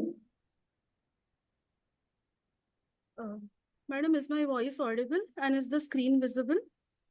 Just a minute, it's frozen. Yes, the screen is visible and you're audible. Thank you so much. Good afternoon, everyone. Today, I'll be presenting on leveraging artificial intelligence in assessment and feedback insights from educational institutions. We all know that AI is slowly becoming, a part of our day-to-day activities, and education is no exception to it. In this paper, I have typically focused on how we can integrate, or what will be the challenges in integrating AI in assessment and feedback mechanism. Generally, when it comes to assessment methods, lack of scalability and objectivity is a major issue when we talk about, the huge number of students that we have many a times. So let us go ahead with the literature review. Of all the papers I reviewed, there was certain underlying thought in all the papers, and it was that surely AI is somewhere impacting positively in grading and feedback as well as in learning support. NLP-based feedback, intelligent tutoring, automated grading systems. These tools are obviously going to be future helpers for us teachers. AI integration is not easy.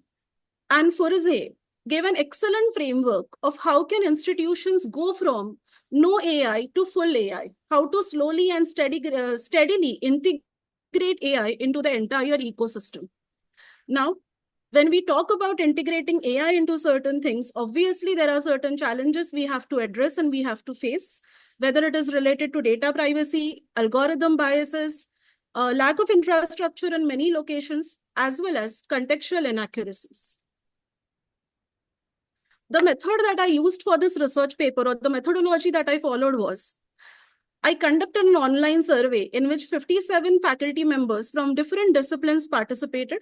The questions in the survey were MCQs, Likert scale, and some open-ended responses. And it was basically, this survey was designed to understand awareness about AI in faculty members, how are teachers or faculty members currently using AI, what are the advantages that they think, and what are the challenges and ethical concerns for them. So very first, I tried to find out whether the faculty members are aware about AI tools or no in general. And the response was very positive. A very small small percentage of people or teachers said that they are not at all familiar with AI. And 4% people were neutral about it. Now, when it comes to using AI, AI finds its application in diverse domain in education.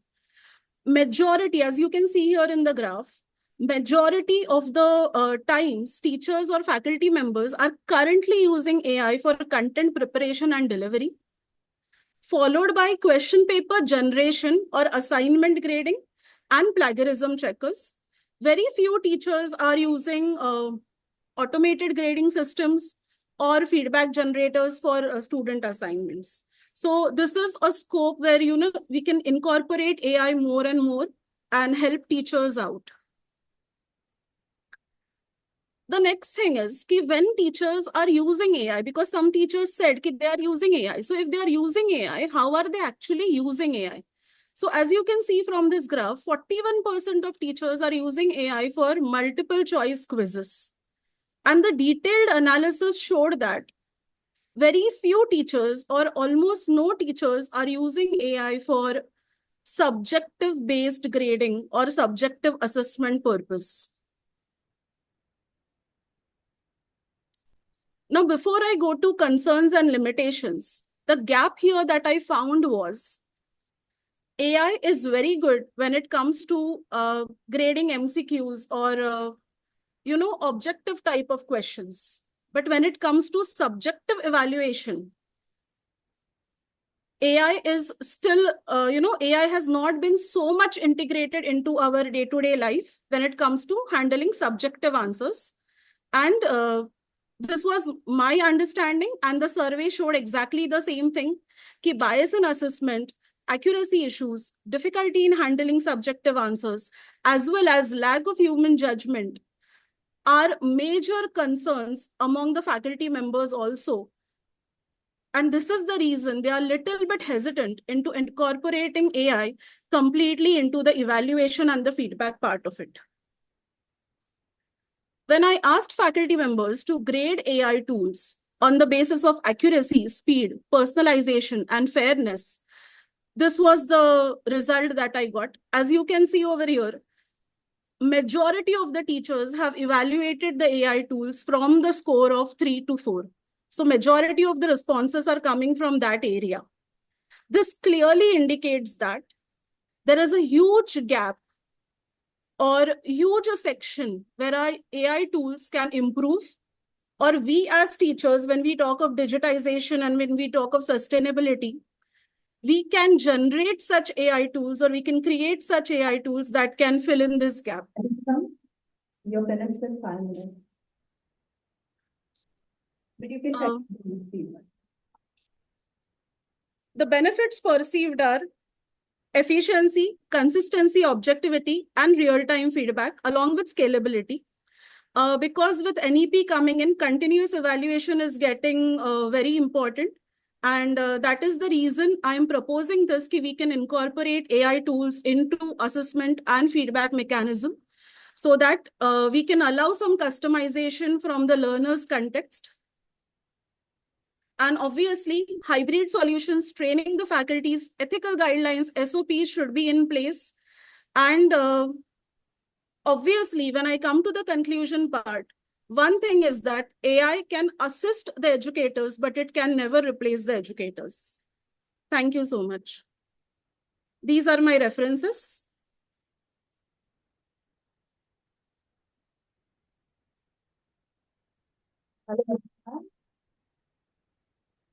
Am I audible to you? Yes, madam. Yeah. Just one question. When you were analyzing about the familiarity, did you ask the specific tools, or generally you asked the question about how many AIs and what AIs are you aware about to the educators? Yes. Now that part I did not include in today's presentation, but I generally asked the faculty members what type of tools they are using. So the majority of the responses that I got was, tools like Gemini AI, ChatGPT, and very few faculty members were actually using some more advanced tools. Programming faculty members were using tools for, coding exercises. But majority faculty members are using tools to create quizzes like Mentimeter and all those things. And general AI tools, ChatGPT, Gemini AI. Many faculty members are using tools for creating presentations. So majority of the tools did stand in content creation and delivery.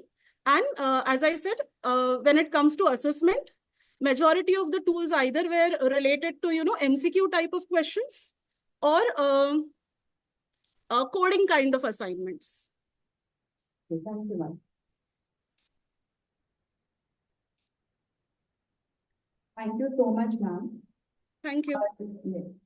Our next participant is Ms. Sipti Param. She is also presenting an honor.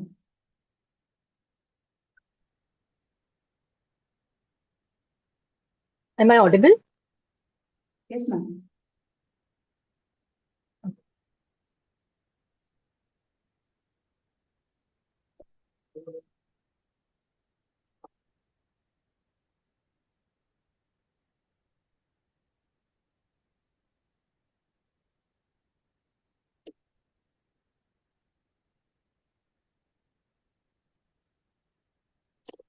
My PPT is not yet visible to me.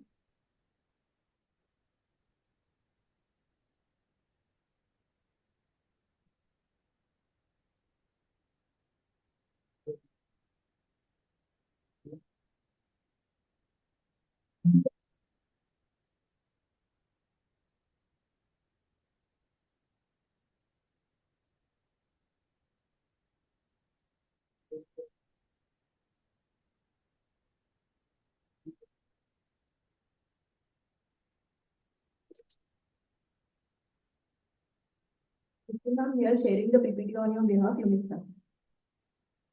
Should I start? Yes, ma'am. Okay. So good afternoon, everyone. My topic is AI tools in academic writing. I am taking PhD students' perspectives on research paper and thesis writing.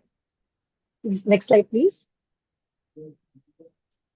Okay, so let us start with the context of academic writing. So why it is important for any PhD student to write thesis or write research papers. First is paradigm shift.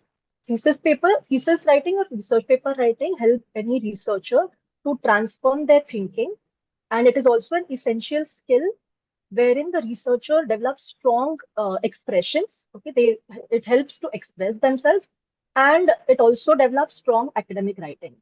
Next slide, please. Okay, so the various challenges faced by any researcher during their academic writing are limited skills or difficulty in understanding how to write any academic paper. Emotional barriers like procrastination can be a major barrier while writing any academic paper. And disciplinary demands, as in every discipline has their own demand for a required skill set. So these three issues are faced by a PhD candidate while writing any academic paper. Next slide, please. Okay. So to enhance academic writing, we can use AI technologies. So these AI technologies can help us to improve our quality by enhancing our grammar or by enhancing the readability. Faster writing process that will help us to write any research article faster as compared to the time required previously before AI. Literature management can be done better in an easier way, and it also helps in generating a lot of ideas. Next slide, please. So these are the 4 objectives that I have undertaken for this research paper. So first one is to examine the extent and the frequency of the usage of the AI tool by the PhD students. Next is to identify the benefits of using AI tool in their academic writing. Third one is what the challenges these PhD candidates face while using the AI tools. And last one is the ethical concerns they have about usage of the AI tools. So these are the 4 objectives. Next slide, please. Okay. So review of literature I've taken into 3 sections. First one is role of AI in academic writing. Second one is AI in, and I've compared AI and traditional writing. And last one is gap in the research. So let us first start with role of AI in academic writing. So as you can see here, many authors have said that AI helps students in writing, AI improves the quality, and there are many studies based on how AI is helping students in academic writing. Next slide, please. Okay. So when we compare AI with traditional writing support takes time, especially the feedback part takes time as compared to when we use AI enhanced, we get immediate feedback and guidance is inconsistent where traditional methods, here we can get a consistent assistant 24/7 availability is there. So these all things are wherein AI helps us more in terms of academic writing. So the gap in research, next slide. So the gap in research that I've identified through going through all the papers is, first one is limited focus on PhD students. There is no focus in all the research that I've seen, there was no focus on PhD students. Empirical data was missing. There was no experimental data. Tools used versus the academic voice. That is, there was no research made on how AI is actually helping students. So that next one is missing students' perspective. Ethics was missing in all the study that we see. And of course, longitudinal studies were not conducted. Next slide, please. So I've collected 50 survey of 50 students. Next slide, please. Let us see the result and analysis part. So when I asked about usage in AI, 66% mostly used ChatGPT or similar GPT method. Tools, Grammarly was used and many used 80% nearly often or sometimes used the AI tools. Next slide. These are the perceived benefits: improved writing quality, faster writing process. Next slide.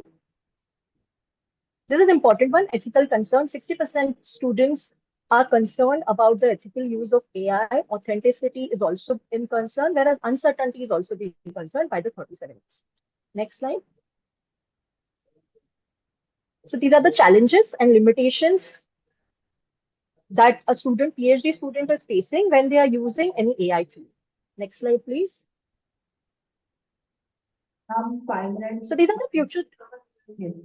Yeah, just one last slide and then. Yeah, okay, thank you. So these are the future trends. Adoption of AI is going to increase significantly by 65.7%. Agree on that. Institutional policies are required. The training is very important for effective use of AI. Next slide. So these are the recommendations that I have given. That education, we have to train students how to use ethical use of AI. Policies should be very clear on how AI should be used. There should be an ethical framework in every institution. and open discussion should be done for usage of AI. Thank you so much.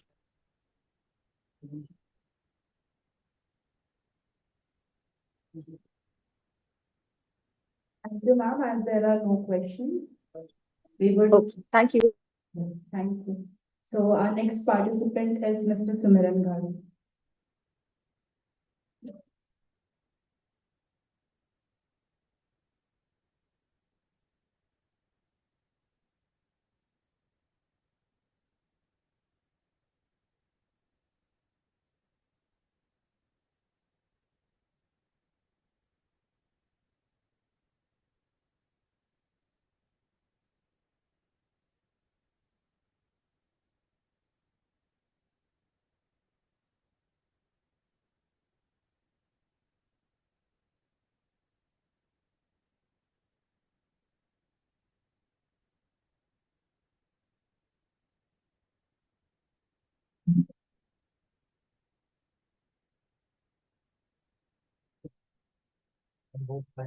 I'm not used to with this mic. I used to carry it.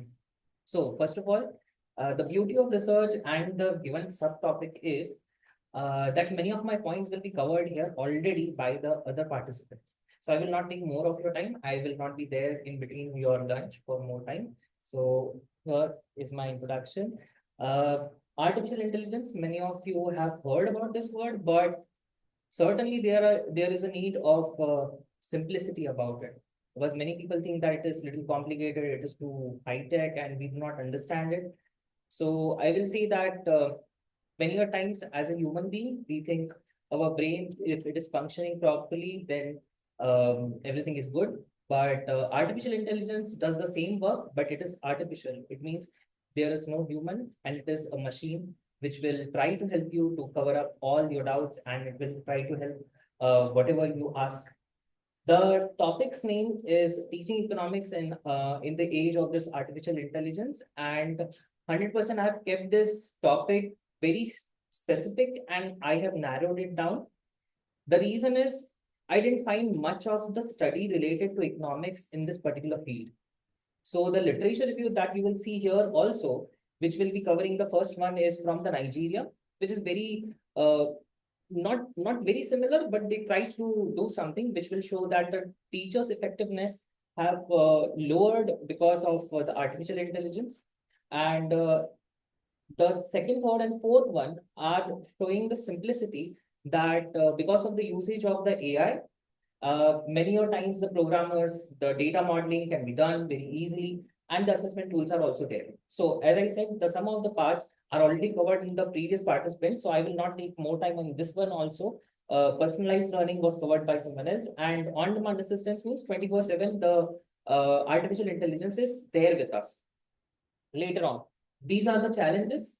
The first one that we have here is the human interaction, that I will be covering the conclusion and the implications part.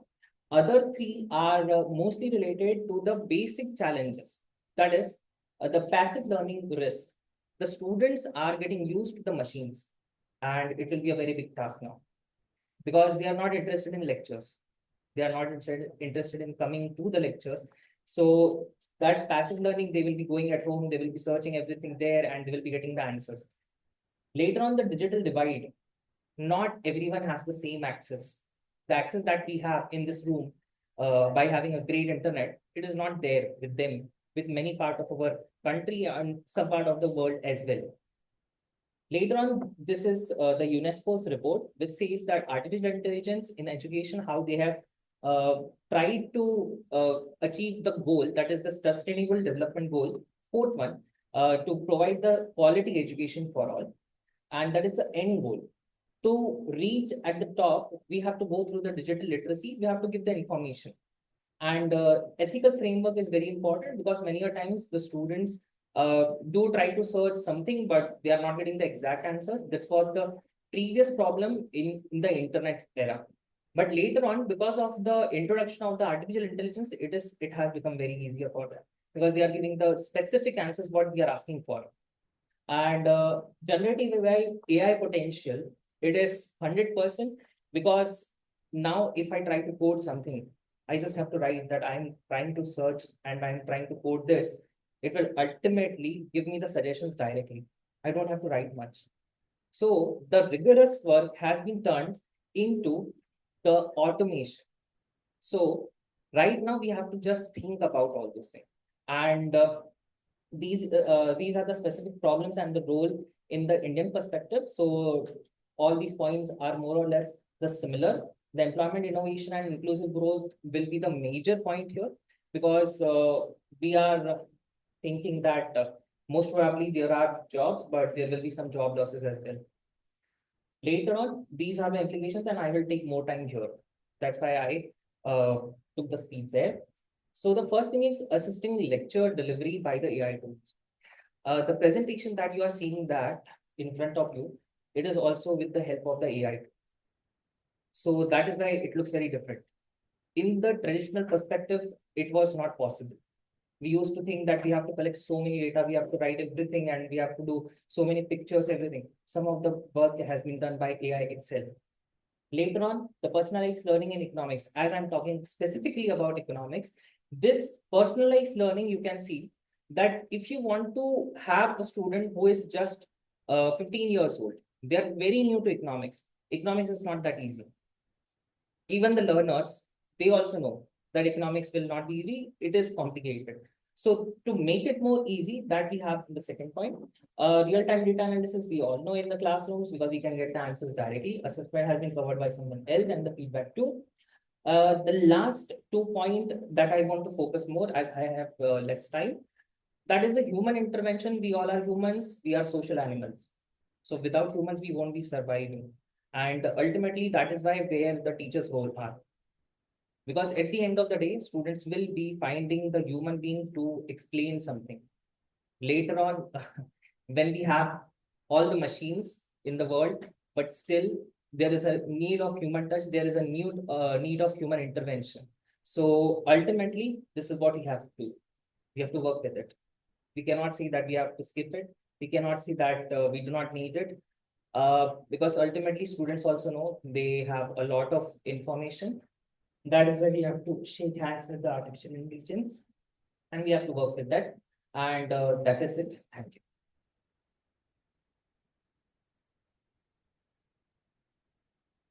Subject like economics, Yes. as you said, they are very complicated for even the trainers have to undergo the rigorous training. Imparting that knowledge. Students are already used to having information at the tip of their fingers. Yeah, sure. AI added to this. Yeah. How is it going to be useful for the teachers? Or is it going to increase the conflicts? It has both the sides, but I will convey the message in a very simpler manner, which is not done by the AI. AI sometimes make answers very complicated. As economics is also complicated, they will be finding the human beings. So teachers are always needed. So we cannot say that artificial intelligence will take over everything because at the end of the day, economics as a subject is difficult. We have to give them some live examples. And even if we ask artificial intelligence sometimes, the wordings, the expressions, it cannot give. So ultimately, that will be there. So this particular topic, can it be within a framework of the research to identify how many economics teachers are ready to take up AI as an assistant? Yeah, it can be taken because there is no work yet, as of yet. That is why I took this very specifically and it has been narrowed down. So economics, artificial intelligence, although there are some research papers which are coming nearby, but as a thesis work, yes, for sure, it can be taken. It will take a lot of time to collect lots of data because faculties are very new. Artificial intelligence is very new. The work has been done very less. So it can be taken for sure. Thank you. Thank you so much, sir. Next, we have Ms. Nader Sita.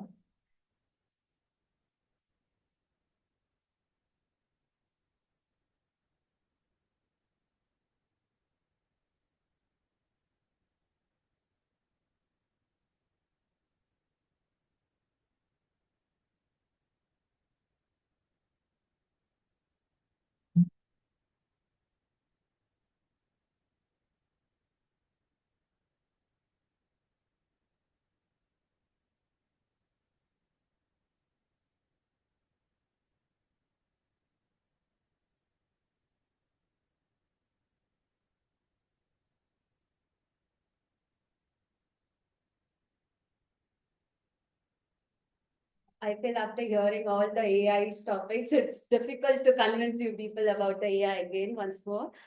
So generally we speak about cybersecurity. It's just like a law where we put for our home, right? To keep out of strangers. And on the other hand, if we speak about AI is nothing but a branch of computer science, machine design, where it helps to think as well as it helps in learning and keep it secure. So good afternoon, everyone. This is Sita here, and today I'm going to present the role of artificial intelligence in cybersecurity in decision making.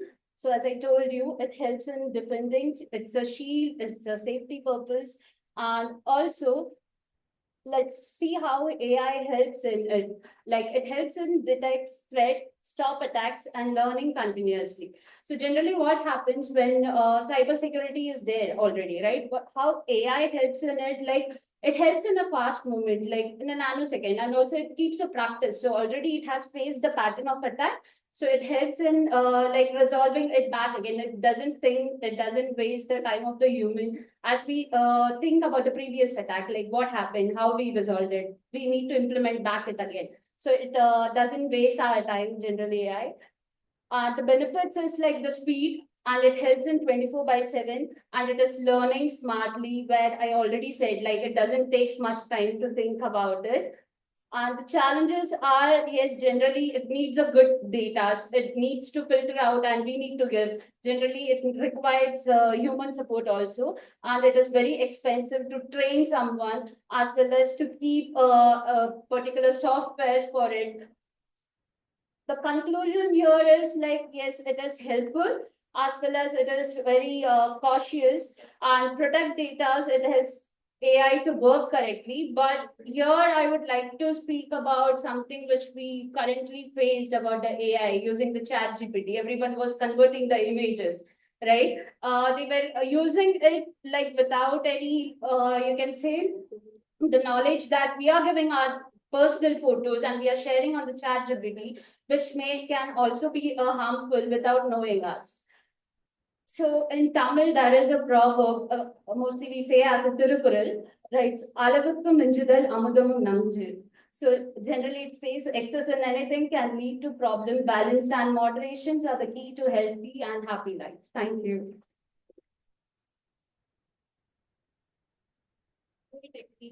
No, actually, I just want to complete it very shortly, and so that's the main point I want to cover. So I didn't kept any data over here. Already I have submitted in the Word file. So I just want to general points I need to cover it over here. Specific, what type of cybersecurity the AI is now implemented. Currently, it is being implemented. In future, it might go in the direction of growth.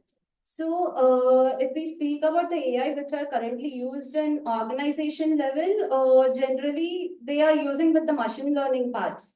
So they need the basic coding need to be very strong, which can be used in the organization level. So machine learning is there, NLP is there, which can be very helpful to learn about the AI. And then we can implement it. As I told, like everyone told about AI today, right? So for the AI, suppose let's say the server is down. There is nothing to do with the AI. Then again, the human role need to step inside. So anyway, human is always needed. We can't say like if AI is into the employment field, there won't be job for the next step. Suppose let's speak about in colleges and in the education field. Students can be learned anything from the AI, but discipline, the one thing which they need to study and learn from teachers as well.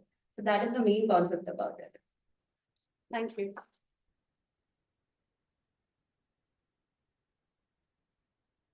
Thank you so much, ma'am. Our next participant is Dr. Fareen Syed. She'll be presenting on.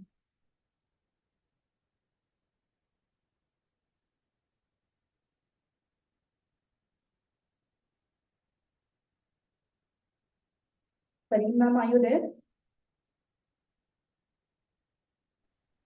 Hello, am I audible? Yes, ma'am.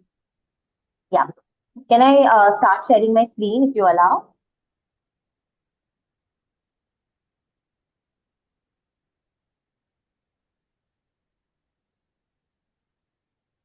Can I go ahead, ma'am? Hello, am I audible? Yeah, Kareem. Yes, ma'am. You're audible. You can start with it. Is it visible? Ma'am, you're sharing your PPT yourself? Yeah, is it visible? I've already shared. Just let me know. Yes, ma'am, it's visible. You can go ahead. Okay. Good afternoon, respected chairpersons and everybody who's present in this particular conference. I, Dr. Farheen Zaki Sayed and Dr. Kamal Raj Vishen, we are from R.A. Podar College. And we are presenting our resource paper that talks about what are the different factors that influence the adoption of the microinsurance schemes, evidence from low-income households. First, I would like to introduce microinsurance to you all. So microinsurance combines the small-scale risk management with affordable premiums for the low-income individuals. It provides the essential financial protection tailored for the need of for the impoverished population. In short, it's a low-ticket size insurance which has a very low premium so that it can be made affordable for the people who have the lesser income. And of course, the compensation or the claim amount is also less, but at least this provision is created for them so that we can also include them into the insurance and the risk management approaches. So there are different challenges when it comes to microinsurance because of the people that it is targeted to. For the low awareness among the target group is a very big challenge, and the biggest challenge that they face is that people are not aware about that what type of insurances are available, whether they should opt for, whether they cannot, what are the different procedure, how do they apply, what are the documents that are required. So this is again one of the biggest challenge that the microinsurance faces. The next is the need for customized products because these people who are economically vulnerable, they have different challenges altogether. So designing a customized product for them, it becomes challenging for the insurance provider. High operating costs associated with the insurance and the actuarial studies again make it very difficult for them to design a policy that has such a low ticket size. Then inaccessibility and the claim settlement issues, as they may or may not be aware about the terms and conditions of the policy that's being offered to them and they have opted for. So again, the claim settlement issues may be there. Then designing a policy document, as I've already explained you in the point that a customized product are needed. So designing a policy with a lot of features, terms and conditions, which can cater to the problems that these vulnerable sections are facing, again becomes challenging. Then the perception of the people about the value for money. If we talk about the micro health insurance, let's say if I can give you the example, I myself collected the data, I've met them and I've attended their community meetings. The first question these people come up with, madam, what will happen agar main ye saal bimar nahi padungi, so what will happen to my money? So this is again one of the challenge that the perception about the value for money among these people when it comes to the insurance. I'll quickly run through the different types of micro insurance that are available. Due to the time constraint, I will not be explaining it in detail. Then the thorough review of literature was conducted for this particular study. After the thorough review of literature, these were the hypotheses that were developed for this particular study, and the hypotheses were tested using the structural equation modeling using MOS. So there are few dependent, one dependent variables and multiple independent variables. Adoption of micro insurance, and these are the people who have supported these particular variables in their study. Then the financial literacy, household income, trusted insurance providers, awareness of micro insurance, affordability of premiums, all these are the independent variables of this particular study. After this, 5 hypotheses were developed. I will not read each and everything over here. I will explain during the data analysis slides. Then in the research methodology, the quantitative research design was followed. The objective was to investigate the factors that influence the adoption of the microinsurance among the low-income household. Data was collected using a structured questionnaire with a 5-point Likert scale. Questionnaire was based on the literature review and the validated scales that were used in the previous studies. The pilot study was done with 30 respondents to ensure the clarity and the reliability of the questionnaire that we have prepared. The sample size was 350 respondents for this particular study. Sampling technique that we have used was a purposive sampling technique. The study area consists of the urban and the semi-urban areas. The data analysis technique, as I've already mentioned, that we have used structural equation modeling using the MOS software. The purpose of using the structural equation modeling was to examine the complex relationships and validate the measurement and the structural parts in the conceptual model that we have prepared. Then I'll quickly take you through the data analysis. Here is the summary of the descriptive analysis of research. The descriptive analysis was conducted on 350 respondents. The sample size included the 52% males and 48% female. Age distribution was 34% were aged 21 to 30, 40 were 31 to 40, and 26% were above 40. Then marital status, majority of them were married. Educational background में majority of them have completed the secondary education. Family size, majority of the respondents have a larger family size, that is 4 to 6 members in a family. Then micro insurance adoption was 62%. Then among those who were enrolled in the micro insurance had the membership for less than 1 year, and 48% for 1 to 3 years, and 23% for over 3 years they were enrolled in the micro insurance. Here is the quick summary of the inferential analysis and result. So conformity factor analysis confirmed that the standardized factor, sorry. Yeah, 5 minutes are over, just 1 more minute for the conclusion. Yes. I'm just concluding, yes. The factor loading exceeds the 0.60. So these were the model fit that we have done, and then every test showed a perfect model fit. And this was the hypothesis testing. H1 was done to test the relationship between the financial literacy and adoption of micro insurance. And as you can see in the standardized estimate column, that all the values are above 0.50 that supports our hypothesis. So this is the image and the values of our structural equation modeling that we have done using MOS software.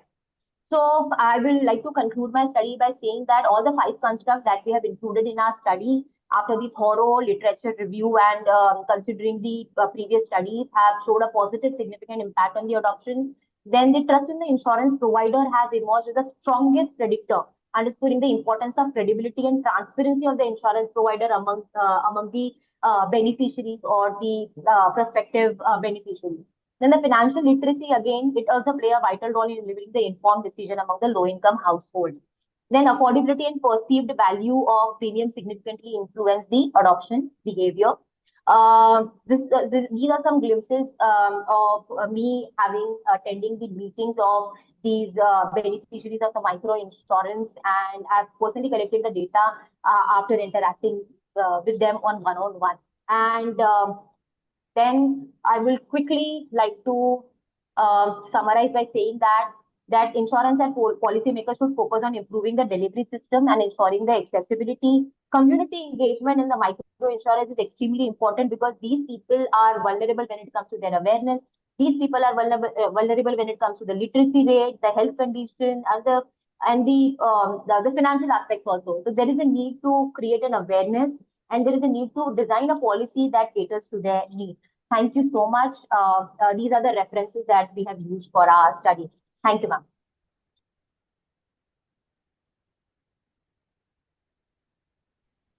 Thank you, Kareem ma'am. There are no questions. So our next participant is Ms. Shweta Rani. She'll be presenting online. No questions. She said no questions. Yeah, no questions, ma'am. Thank you.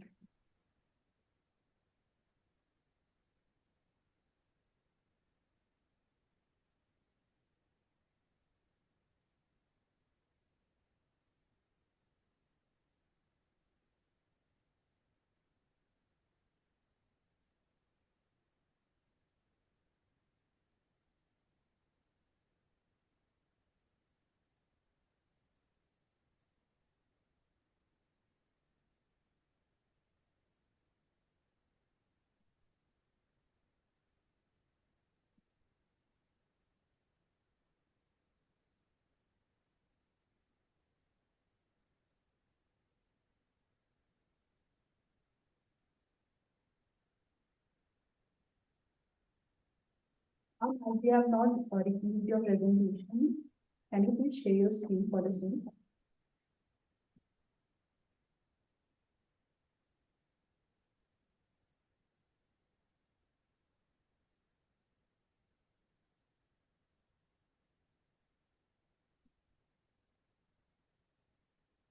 Ma'am, shall I share my screen? Yes, ma'am, please share your screen. Thank you.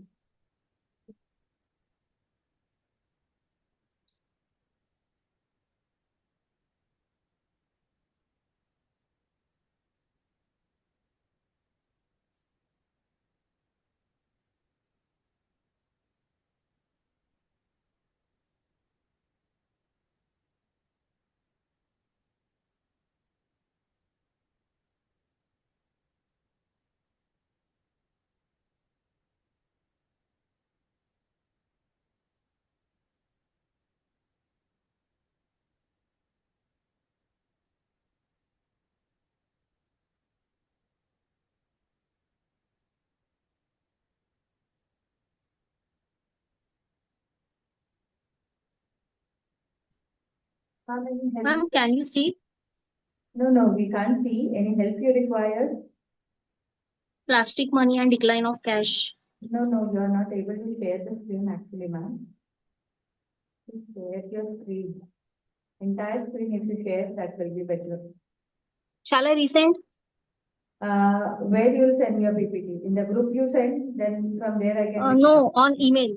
Email. On email. Yeah. Conference email. Conference email, right? Yeah, please do it fast. Ma'am, just you wait till that we can align with the other one, if you don't mind. Can I take the offline participant? Till that you make the arrangement, you send the PPT and everything on the mail. Will do? Okay. Okay. How many time you require for that? Hardly 5 to 7 minutes. Till Okay, fine, the fine. PPT, I'll be taking one participant offline. Will do, Okay, okay. But you got my PPT, na? No, not yet. I'm taking it. Just relax. Don't be panic. We'll be going with you Okay. after 7 minutes. Okay. Okay, fine. Thank you.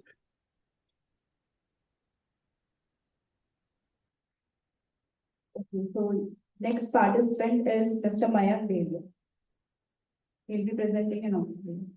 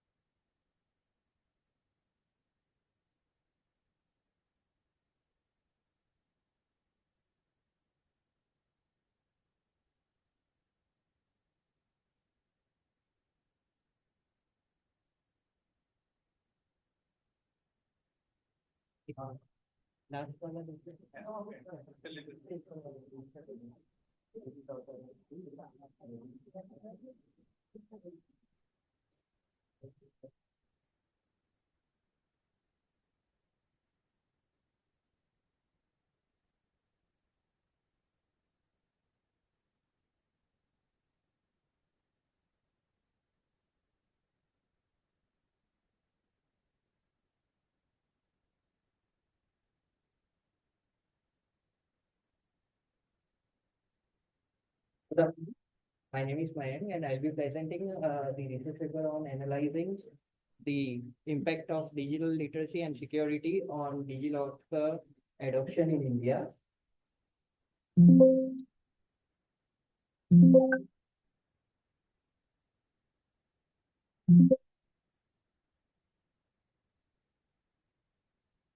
To speak about DigiLocker, as we all know, there are many of the government facilities which are being provided for citizens of India. One of it, few of it are online, few of it are offline. One of the online tool, we all are well versed with it, DigiLocker.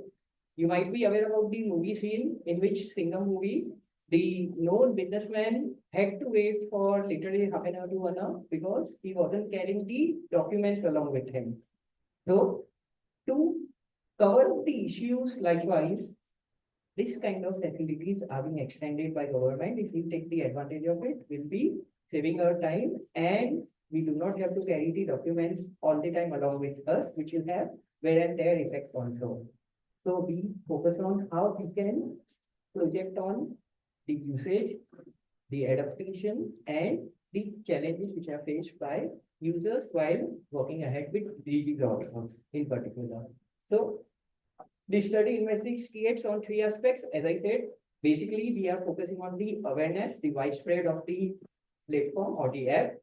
Along with that, the usability, whether users are finding it user-friendly, along with the approving authorities, and the adaptability for various functionality which are associated in the app. For this, we have surveyed almost 100 respondents. We have collected the responses from them. Finding highlights digital literacy and security concerns are still at the core, and recommendations which we have it in the end, focusing on how we can create more and more awareness, because although we know that it is having the advantage, but yes, there are certain security or I should say technical concerns with reference to the app which limits the functionality. To speak about DigiLocker, as we all know, documents we can store it in online format and the approving authority also to validate such documents which are available on DigiLocker. Say for example, I carry my Aadhaar. I'm having the original Aadhaar card that is valid, but duplicate ID which I had printed in the plastic card that is not valid even at the airport. So if we store it on DigiLocker, they do validate this. So that's the advantage. It aims to reduce paperwork and bureaucratic delay. I can store it online. There's a special queue for additional DigiR3. We can take the advantage of that. Challenges, digital illiteracy, security concerns, and usability issues are still found. Purpose, understand and improve the adaptation process within the Indian community. These are the literatures which are highlighting the concerns about usability, security, ease of use, service variety, influence the adoption. If you are having, say for example, you are a daily commuter and you drive, so at the time the basic utility of keeping the online documents are very useful for you or keeping it handy. So those kind of things will influence the adaptation in the particular class of audience. To speak about the objectives, first is to assess awareness of DigiLocker among citizens of India, identify what all barriers are associated in adaptation, analyzing the satisfaction based on usage frequency, that is, if you are using more, whether you are more satisfied or not, and study the impact of security perception on usage. If app is more secured or not, will it affect your choice of usability? Research methodology, descriptive research was being conducted along with Google form, which is being circulated to the respondents, and 100 respondents are being covered up. That we have done thesis for hypothesis 1, ANOVA, single period for hypothesis 2, and chi-square for third hypothesis. And in the research paper, we have done certain data analysis using the tool of JMOV. So when we speak about first hypothesis, that is, there is a mean difference in satisfaction score between users who have registered for DigiLocker accounts and those who have not due to certain reasons. So when we compared it, as I said it on the test, the significant difference is very satisfactory. You can see it, p-value is less than 0.001. So when we high focus on it, we have to accept that the association is there. Sorry. Okay. There is difference in satisfaction score. If you are the users, obviously it will have the better satisfaction than those who are not using it. Onboarding also will improve your experience. What all facilities are there, you'll check and you'll implement it. Hypothesis 2, mean difference in satisfaction scores are being seen with the different usage frequencies. The more you use, the more you'll be comfortable with it. That's what it speaks about it. And when we see the p-value from ANOVA, it is coming to 0.02. So again, we are able to accept this particular proposition. Speaking about third, although we thought even in, as we have seen first two hypotheses, we are able to accept the propositions which we studied. Here we can see in chi-square also we are not able to identify significant linkage between security concern and usage, which is a bit higher than 0.05. So we have to accept that we cannot reject the null hypothesis. Speaking about the conclusion first, sorry for the misordering. DigiLocker has great potential in governance. We know that in future, everything will be kept online. So that's the government's perception, and we are continuing in that. Low adoption is due to the digital gaps and usability issue. When I myself tried uploading my Aadhaar card earlier when I had issued it, it was having my dad's number. So when I'm trying to load it, I'm unable to do it. So such kind of challenges are still there, and we need to manage it out. Then frequent use boosts satisfaction. When we are using more and more, we'll be more comfortable. Although there would be updates, we'll be able to learn and work ahead better. To speak about the recommendations, government should focus on increasing digital literacy program. That should be target-based, particular audience only you do it, so that it would be all the more effective. Then strengthen cyber security protocols. Even if we see DigiLocker is also available in Umang app, but they were in between connectivity issues. So those users are also dissatisfied, and once they are dissatisfied, they do not turn back to the app. They have alternate solutions. They continue with that. And boost trust with transparent education. So that also will lead to creating more awareness. As you are aware about, in education also, we are having ABC ID requirement. So right from the base level, if users are at young age only, users are having tech savvy approach, they'll be able to take more advantage at later age. Thank you.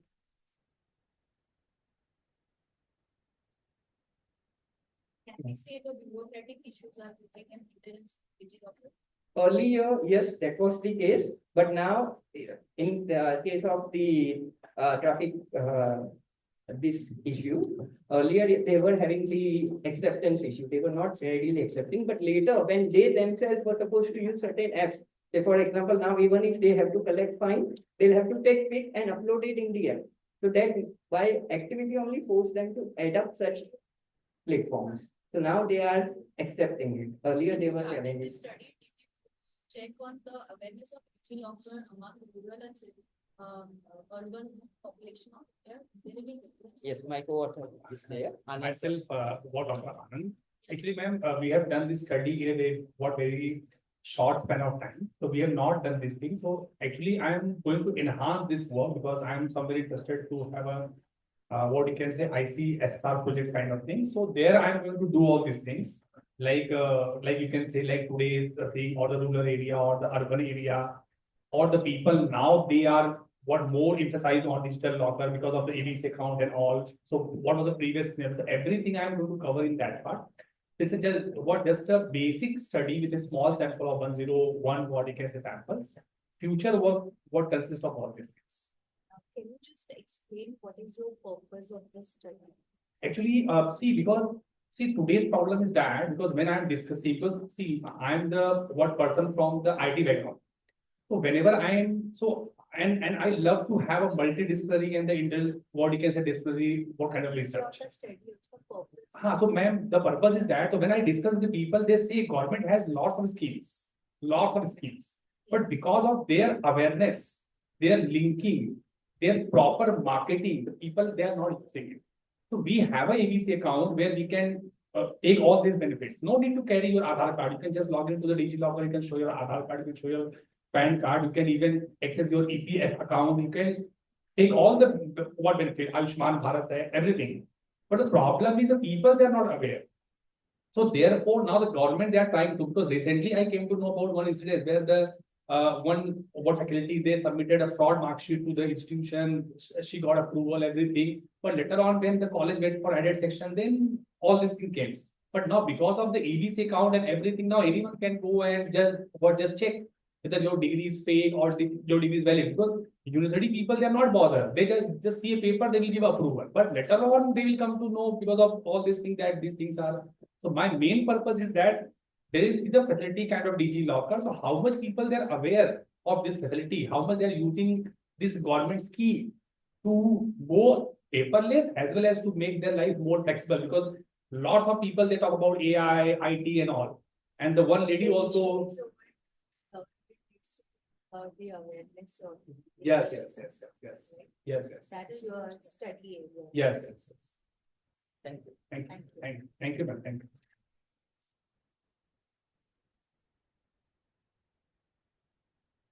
Thank you, sir. Over to again Shweta ma'am.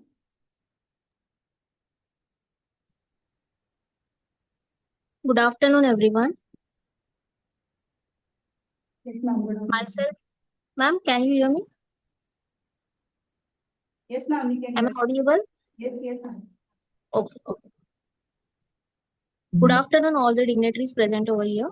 Myself, Shweta Suhas Rane. Currently, I am working as an assistant professor in St. Peter's Degree College, Vasai. Today, I am going to present a topic, plastic money and decline of cash and its trends, benefits, and risk. Next slide, please. In my abstract, I conclude the landscape of financial transactions has undergone remarkable transformation. shifting from traditional cash-based methods to digital and card-based payments. For this study, researchers collect data from 93 respondents. This study explores the consumer behavior, benefits, and drawbacks of card-based payments and the broader shift towards the cash-free economy. Next slide, please. Plastic card, card-based payment, direct debit cards, and payment credit cards are keywords of study. In introduction, we shift from cash to plastic money, that is debit and credit card and prepaid cards, driven by technical consumer preference, financial independence. Plastic money offers, there are some advantages of plastic money also. We don't have to carry cash, and plastic money offers ease, rewards, and tracking. There are some challenges also, that is data privacy, cyber security, overspending, and breaches. Objectives of study are: first objective is analyze trends and consumer behavior in plastic money use. Second, evaluate benefits, convenience, speed, rewards, and tracking. Identify key risks, overspending, cybersecurity tech issues, and provide recommendations to improve digital adoption. In literature review, researcher studied more than 15 research papers. Out of that, we select only 5 to present this topic. First literature review, that is paper of Money Talks, Plastic Money Tattles. Second, life cycle assessment of cash payment. Ma'am, next slide. Paper or plastic, customer attitude towards plastic money. Ma'am, next. And the use of cash and its determinants, Javier Alonso. That's paper is of research 1918. Some research gap we found. First is limited integrated research connecting psychological, environmental, and financial aspects. Lack of focus of developing countries like India. In India, we also see that when we go to market for shopping, even 100% there are so many transactions we can't do 100% by cash, or 100% it is not cashless transactions. Some people prefer cash, some people prefer online transactions. Then there is a gap. Need to explore digital illiteracy, rural gaps, and trust issues. Ma'am, next. In research methodology, researchers use quantitative approach with 93 respondents via Google Forms. We use demographics, that is 57% male, 43% female, 66.7% age, and this age group is between 19 to 35. Questions on usage, perception, concerns. Take 5-point Likert scale, focused on debit, credit, and prepaid card behavior. Demographic profile, 93 respondents, 57% women, 43% men, 66.7% age, and age between 19 to 35. Means I focused on maximum working population. 37.6% agree, that is Likert scale answer is 37.6% agree, 26.9% strongly agree. They use plastic money more than cash, and 49.5% people carry less cash for convenience. 49.5% observe increased plastic money use over 3 years. Post-pandemic habits reflect digital integration. Ma'am, next slide, please. 45.2% says business prefer plastic payments, attributed to accounting is safely and reduce handling. 33.3% people agree, 30.1% strongly agree, cash will be obsolete. Indicates transformative change in financial habits. 43% say plastic is more convenient than cash, whereas 37.6% believe card transactions are faster. Ma'am, 5 minutes are over. 1 more minute to conclude. Okay. Ma'am, please next slide. 41.9% say plastic helps track expenses better, and 36% says feel it's over. Better money. Next slide, please. Now, rewards and cashbacks. When people feel reward, cashbacks, and benefits on credit card, they more prefer that. Next slide, please. Risk of overspending. When we go to DMart and Big Bazaar or other shopping, we actually don't require that things, but if there is a discount on that particular product, people purchase that. Ma'am, next slide. Security and privacy. Our all data is with that particular company, so data can be hacked. Next slide, please. Technical glitches are also there. Ma'am, emergency and dependency. There is a dependability. Ma'am, next slide. Implications and finding. Rise in plastic money use among youth and urban users. Digital literacy must grow with adoption. Need for better infrastructure and fraud protection, and demand for financial tools to limit overspending. Last slide. Conclusion. Recommendation. First is use biometric workshops on credit cards. We use biometrics alerts, fraud detection softwares. Workshops should be done on card safety, budgeting, and scam awareness. And investment in IT system, enable offline payment options. Yeah. Last. Ma'am, please last. Yeah.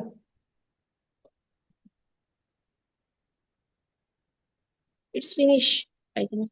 These are references and conclusion of my studies. References, conclusion, plastic money adopting rising due to ease and rewards. Policy education and technical key to future finance. Balanced ecosystem with both cash and plastic needed. It's my major finding. And these are references of my study. Thank you, ma'am. There are no questions. Okay. Thank you, ma'am. Next up, we have Dr. Badiuzzaman Azim, sir. Yes, ma'am. Can I please get my PowerPoint presentation on the screen, please?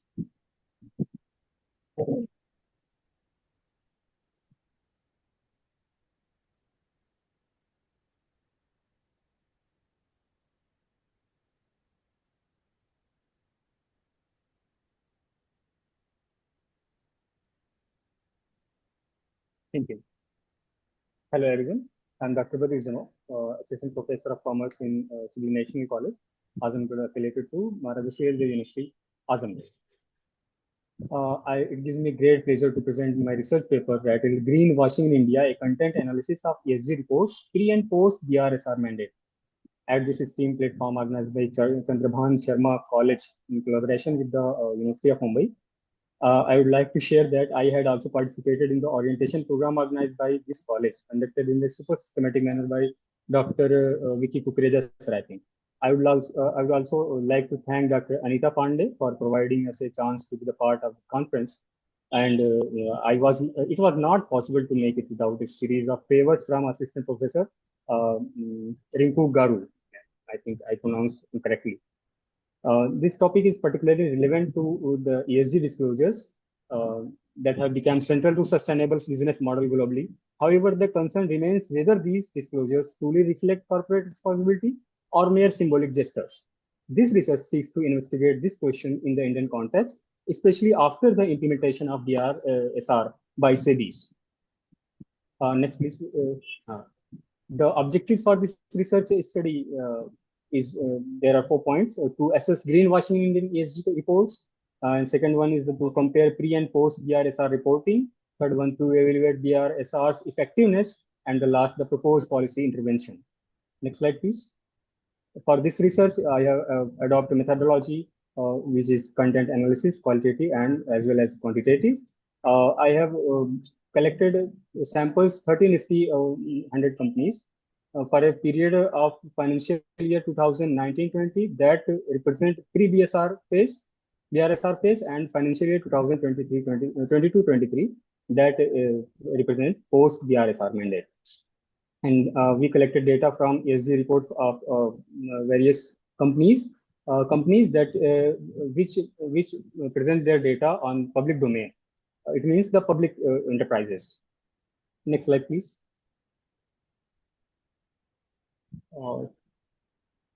This research finding and discussion, I think, previous slide, please.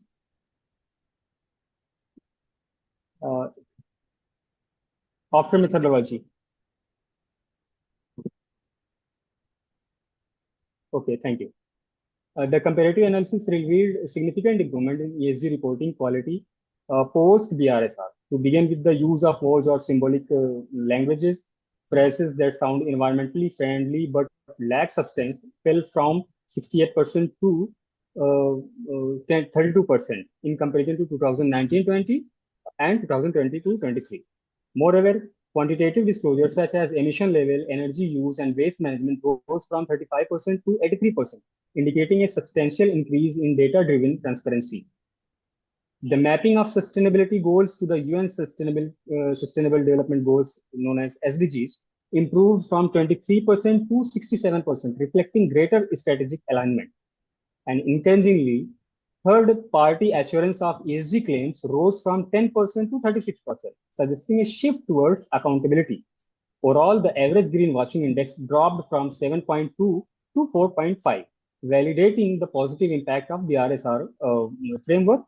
These are the findings, which represent graphical representation of the findings. However, the data also shows that full transparency is still lacking in many areas, especially in areas with high externalities and supply chain complexity. Next slide, please. Next.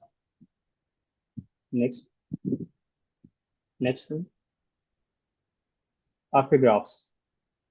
I have conducted a sector-wise insight, which is not important, I think. So next slide, please. Limitation, if we talk about limitation, there are limited listed, only 30 listed companies. Private firm has been excluded due to the access issue. We are not able to access some of the private companies' data who didn't publish their ESG reports on their websites or any other platform. So these are the limitations. Recommendations. Based on our findings, the study recommends targeted action for different stakeholders. For SEBI, we recommend introducing sector-specific ESG templates and mandatory third-party audit to verify the authenticity of claims. And for corporates, there is a need to go beyond compliance and adopt a materiality-driven approach, focusing on the ESG issues that truly impact their operations and its stakeholders. For investors, we recommend building ESG literacy and demanding verified decision-useful data rather than accepting generic sustainability narratives, not stories. For investors, we recommend they demand verified and decision-useful data, not the stories from the companies. And for academic institution, there is a strong case of developing more announced greenwashing indices, supporting policy research, engaging in longitudinal studies that track the evolution of ESG reporting in India. And concludingly, in conclusion, the implementation of BRSR framework by SEBI has led to measurable improvements in ESG disclosure practice among Indian companies.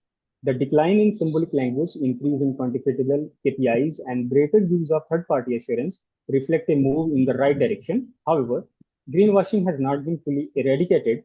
It continues in more subtle form, often disguised in selective disclosure of unverified or unverifiable claims. The road ahead required stronger enforcement, sector-specific benchmarks, and above all, collaborative action from regulators, corporates, investors, and academia. Only through such a multi-stakeholder approach we can transfer ESG disclosure from mere paperwork into genuine instrument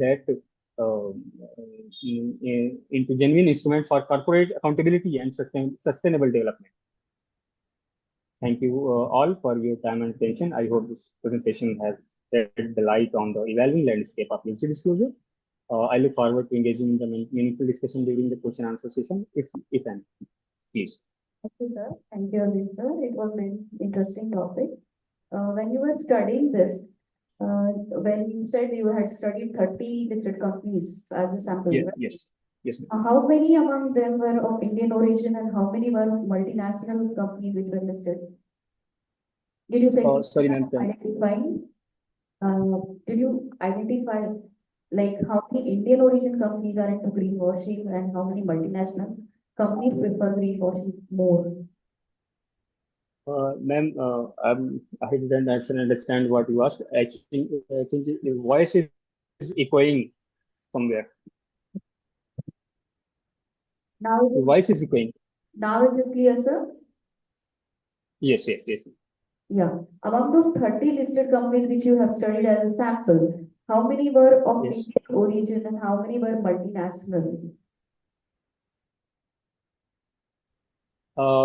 Multinational, I think I have researched in Indian context, so I didn't mention this, how many companies are multinational and how are national.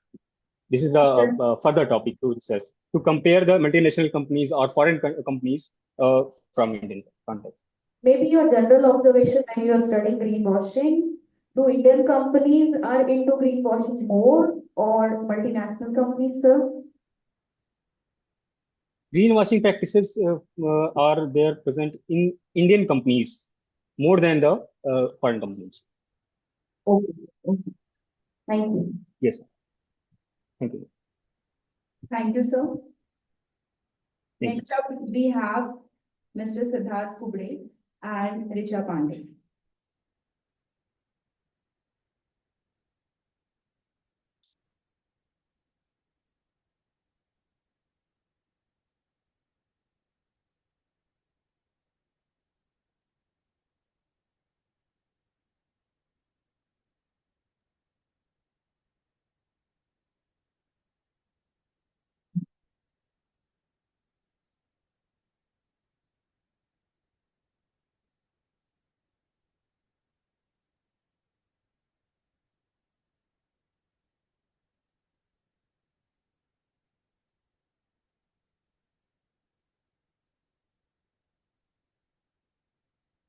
Hello, everyone.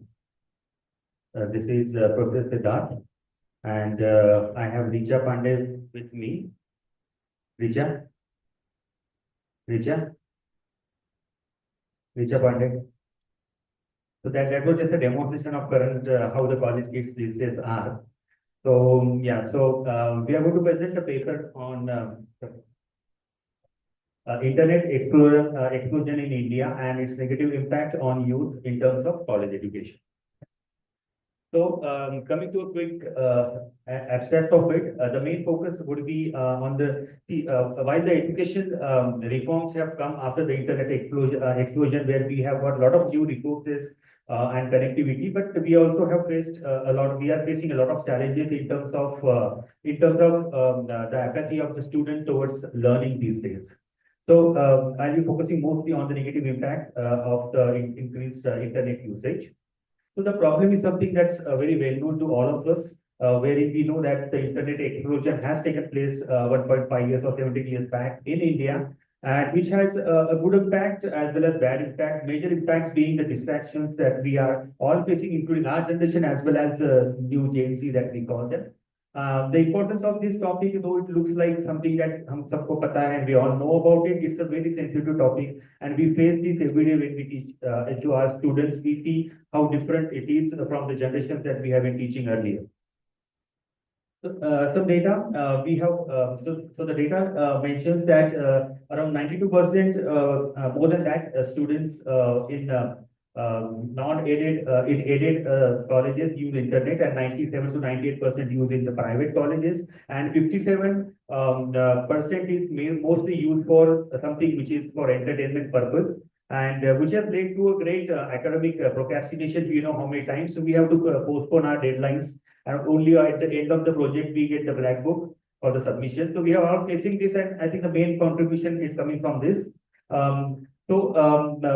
There is a shift in learning wherein we are allowing the students to study at their own pace, which is good and bad. Good because they have their own leisure time to decide when to study what, but bad in terms because it's lacking the discipline. And also one of the most important things that is lacking because students are going for online learning is the face-to-face interaction and soft skills. Today when we face interview drives and we do placement cells, job fair, The student has the knowledge, but he's not able to, show the soft skills. He's not able to show the partnership or leadership skills. And that's where I think that's all thanks to too much of internet exposure is what I feel.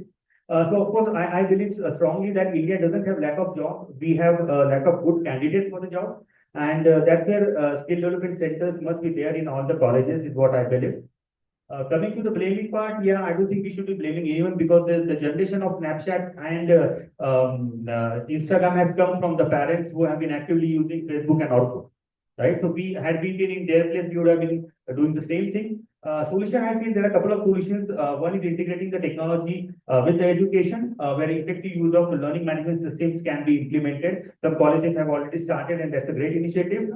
Second is encouraging the active learning and engagement. So skill-based courses is something what gives rise to the critical thinking and problem-solving abilities. Like I said, that in the interviews, people are lacking most. Our students are lacking most in these areas where they are given to put for a group discussion, or they are asked to solve a problem, or they need to collaborate as a team. That's where they are failing. It's not that they don't have the knowledge; they have all the knowledge, but they are not able to put it forth. And that's because they are on internet rather than in personal interaction.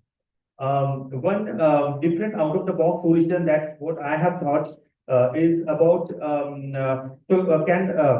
I don't know whether it's possible, but I feel our government should tie up with some gaming apps or with some YouTube, Instagram, and give credits to the students on what the content that they go through. In fact, we can also use websites like Coursera or anything on the MOOC and Geek for Geeks, Khan Academy kind of sites, wherein we can have something called ELP, which is e-learning point. So after learning something from that particular website, you take a small test and you get 2 points of it. So all these things you can redeem when you buy something new. So when you buy a new game, or even when you buy a mobile, when you can buy clothes or anything. So it should be like Zomato voucher or something that we get these days. If you can give these, that will at least start some revolution, or some people will at least start learning something. So if you go and read some thesis of say 20 minutes, and you have some 5 questions to answer on it. If you answer 4 of them right, yeah, you get 10 points, and you can order something for free.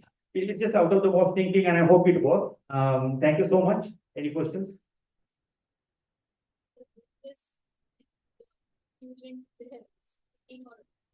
Being attracted to the screen.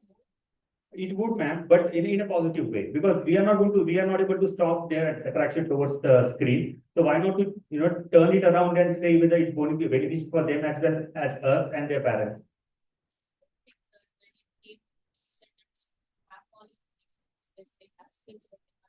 Shoulder skills. Is it because of the missed human touch or human interactions? Totally, ma'am. We have seen how the COVID generation has come out to be. No blame on them, because that's where, yeah, we had to all face it. And because of, I think the main failure there has been the human interaction, human touch. So yeah, I totally agree with you on that one. Thank you.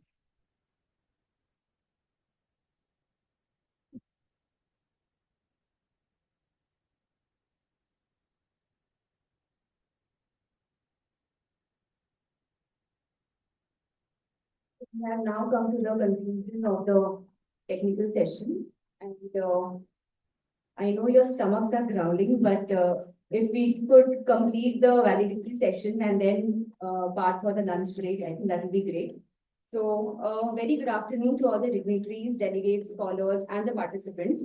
On behalf of Chandrabhan Sharma College of Arts, Commerce, and Science, I, Professor Shalit Bhaskar, would like to present to you a summary of our 10th International Multidisciplinary e-conference on a roadmap to digital and sustainable business models for a better world.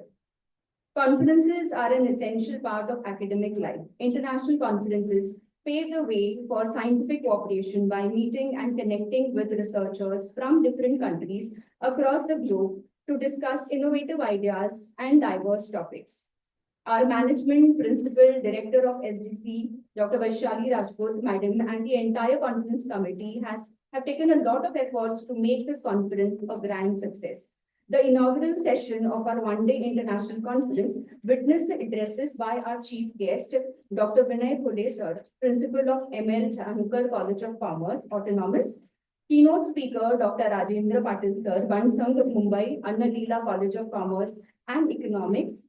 The technical session was chaired by Dr. Mayura Patil, Madam. Our conference has received an overwhelming response and has brought together many participants from various academic colleges from all parts of India and abroad. We are pleased to announce that we have received around 75 research papers from across colleges in India and abroad.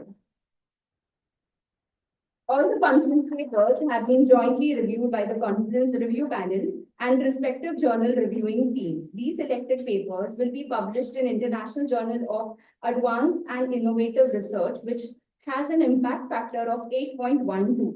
Few selected papers will also be published in Scopus, Web of Science, ABDC, and UGC CARE listed journals. The presentations have been reviewed by Dr. Mayura Patil, Madam, and 3 best papers will be selected by the session chair and awarded. We also have with us our esteemed chief guest for the valedictory session, Dr. Roslyn Dinita George.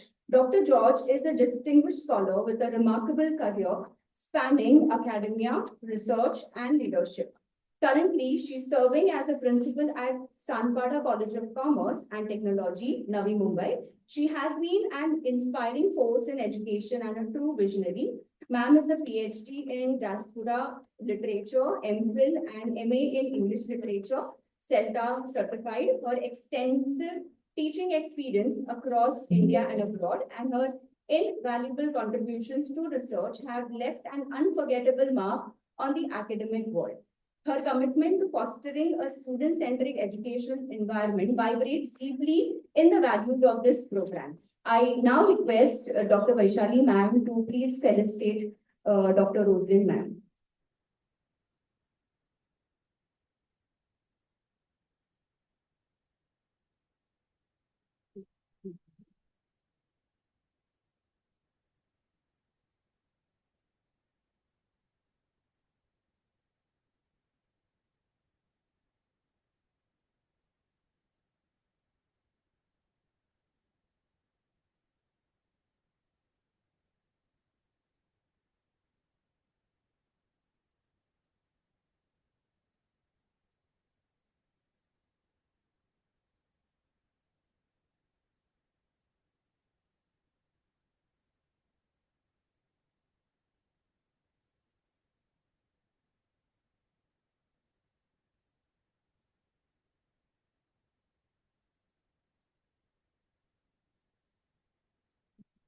Now request Roslyn Dinita George ma'am to proceed with the valedictory address.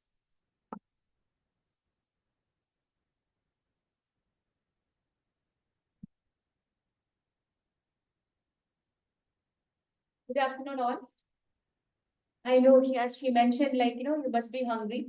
So the good afternoon is not very good. So I'm not taking much of your time. I'll just finish it off quickly. So first of all, I should thank Sunil sir for calling me here. Unfortunately, I couldn't meet him.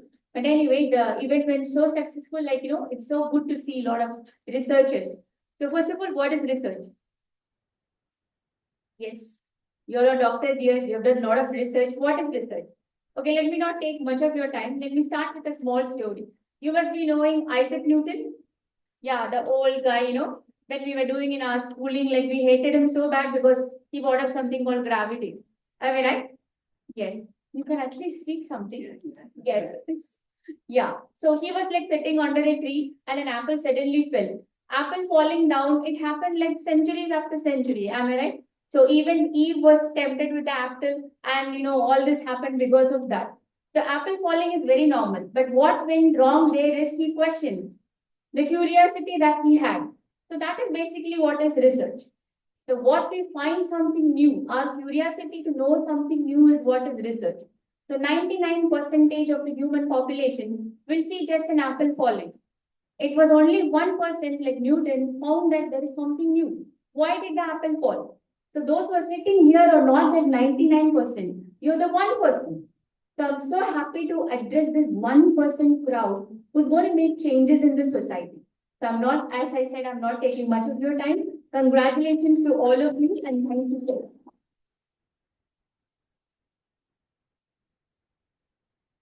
Thank you so much, madam. I now request all the dignitaries to release a souvenir copy.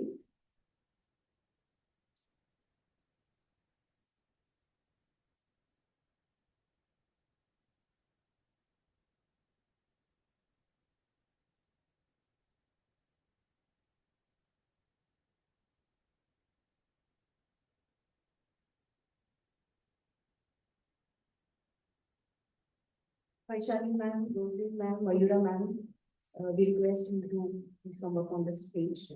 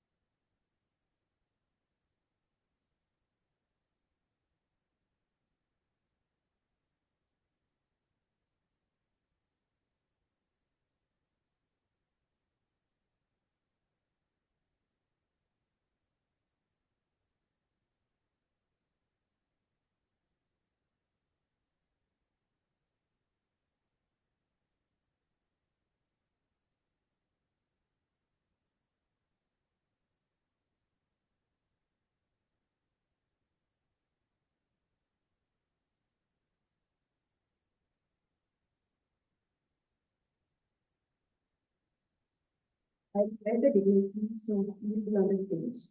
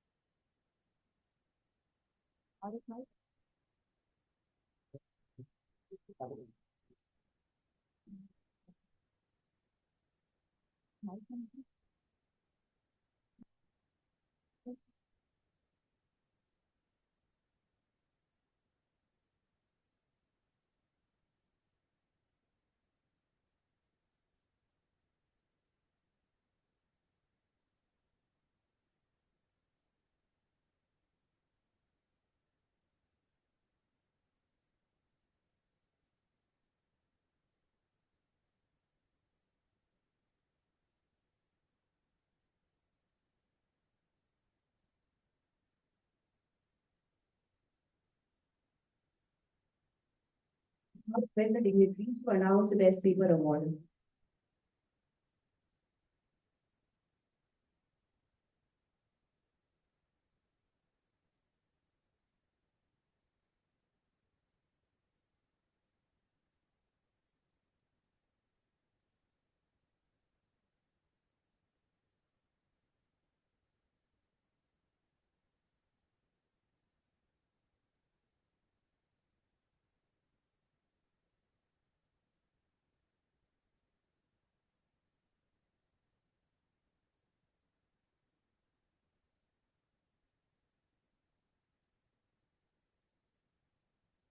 Announcing the best paper award, the third prize goes to Mr. Mayank Detia from St. Francis Institute of Management and Research.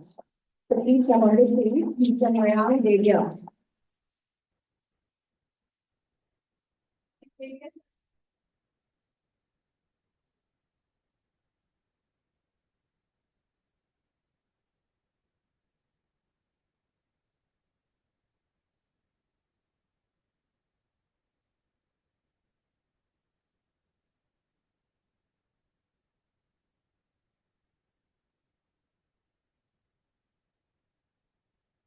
Congratulations, sir. Mr. Mayank Detia. Third prize goes to Mayank Detia from St. Francis Institute of Management and Research. The co-author can also be.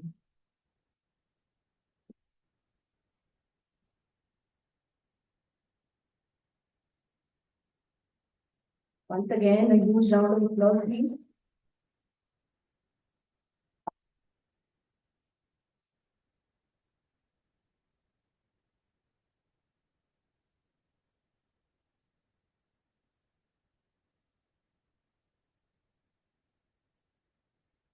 Second prize for the best paper award goes to Dr. Kareem Syed from R.A. Poddar College. That was online. Online. That was online. Is there? She's there, ma'am. No. Dr. Fareen Sayyed. Okay, now for the first prize, any guesses? Okay, so the first prize for the best paper award goes to Dr. Deepika Gupta from RAVAV College. Congratulations, ma'am.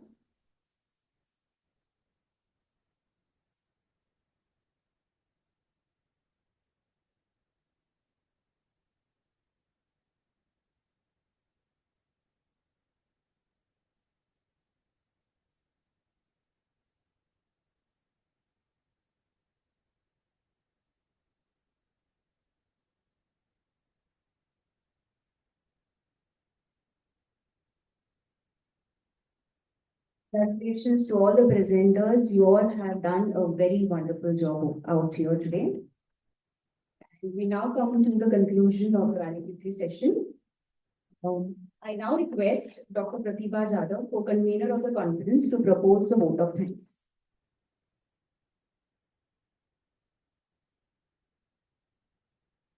Thank you, ma'am.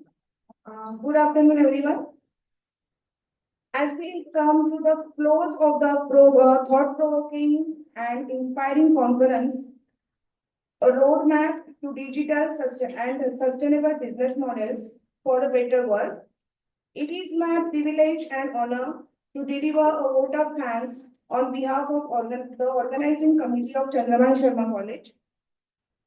At the outset, I would like to express my heartfelt gratitude to all the distinguished speakers and panelists, researchers who enriched us with their insights, ideas, and innovations. Your contributions have not only broadened our perspectives, but have also opened meaningful conversations on sustainability. A special thank you to our chief guest, Dr. Rosalind George. Your presence and words have truly elevated of this event. To our technical session judge, Dr. Mayura ma'am, for your valuable insights. To our principal sir and Vaishali ma'am, thank you for your continued support and guidance. To our session chairs, moderators, and technical support team, thank you for ensuring that every session ran smoothly and meaningfully. I always believe that हर सफल आयोजन के पीछे एक मजबूत team खड़ी होती है, and yes, we have that मजबूत team, and that is why I extend my sincere thanks to the organizing team and our teaching staff whose tireless efforts behind the scenes made this event possible from initiation and conclusion. To our non-teaching staff whose silent yet significant efforts from arranging logistics to ensuring smooth operations deserve a heartfelt salute. Last but not the least, a warm thank you to each and every attendee who joined us virtually and physically. Your presence and participation remind us why such conferences matter. Let us live today with not just new knowledge, but with renewed purpose to build business models that are not only digitally advanced, but also socially responsible and environmentally conscious.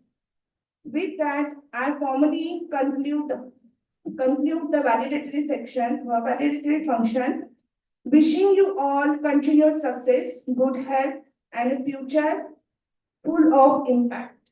Now I request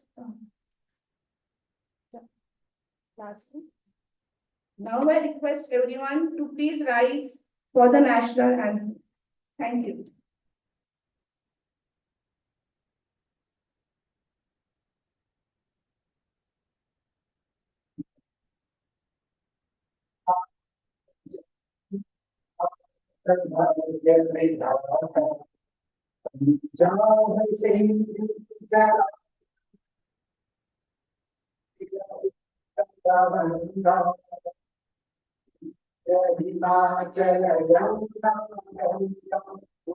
Shri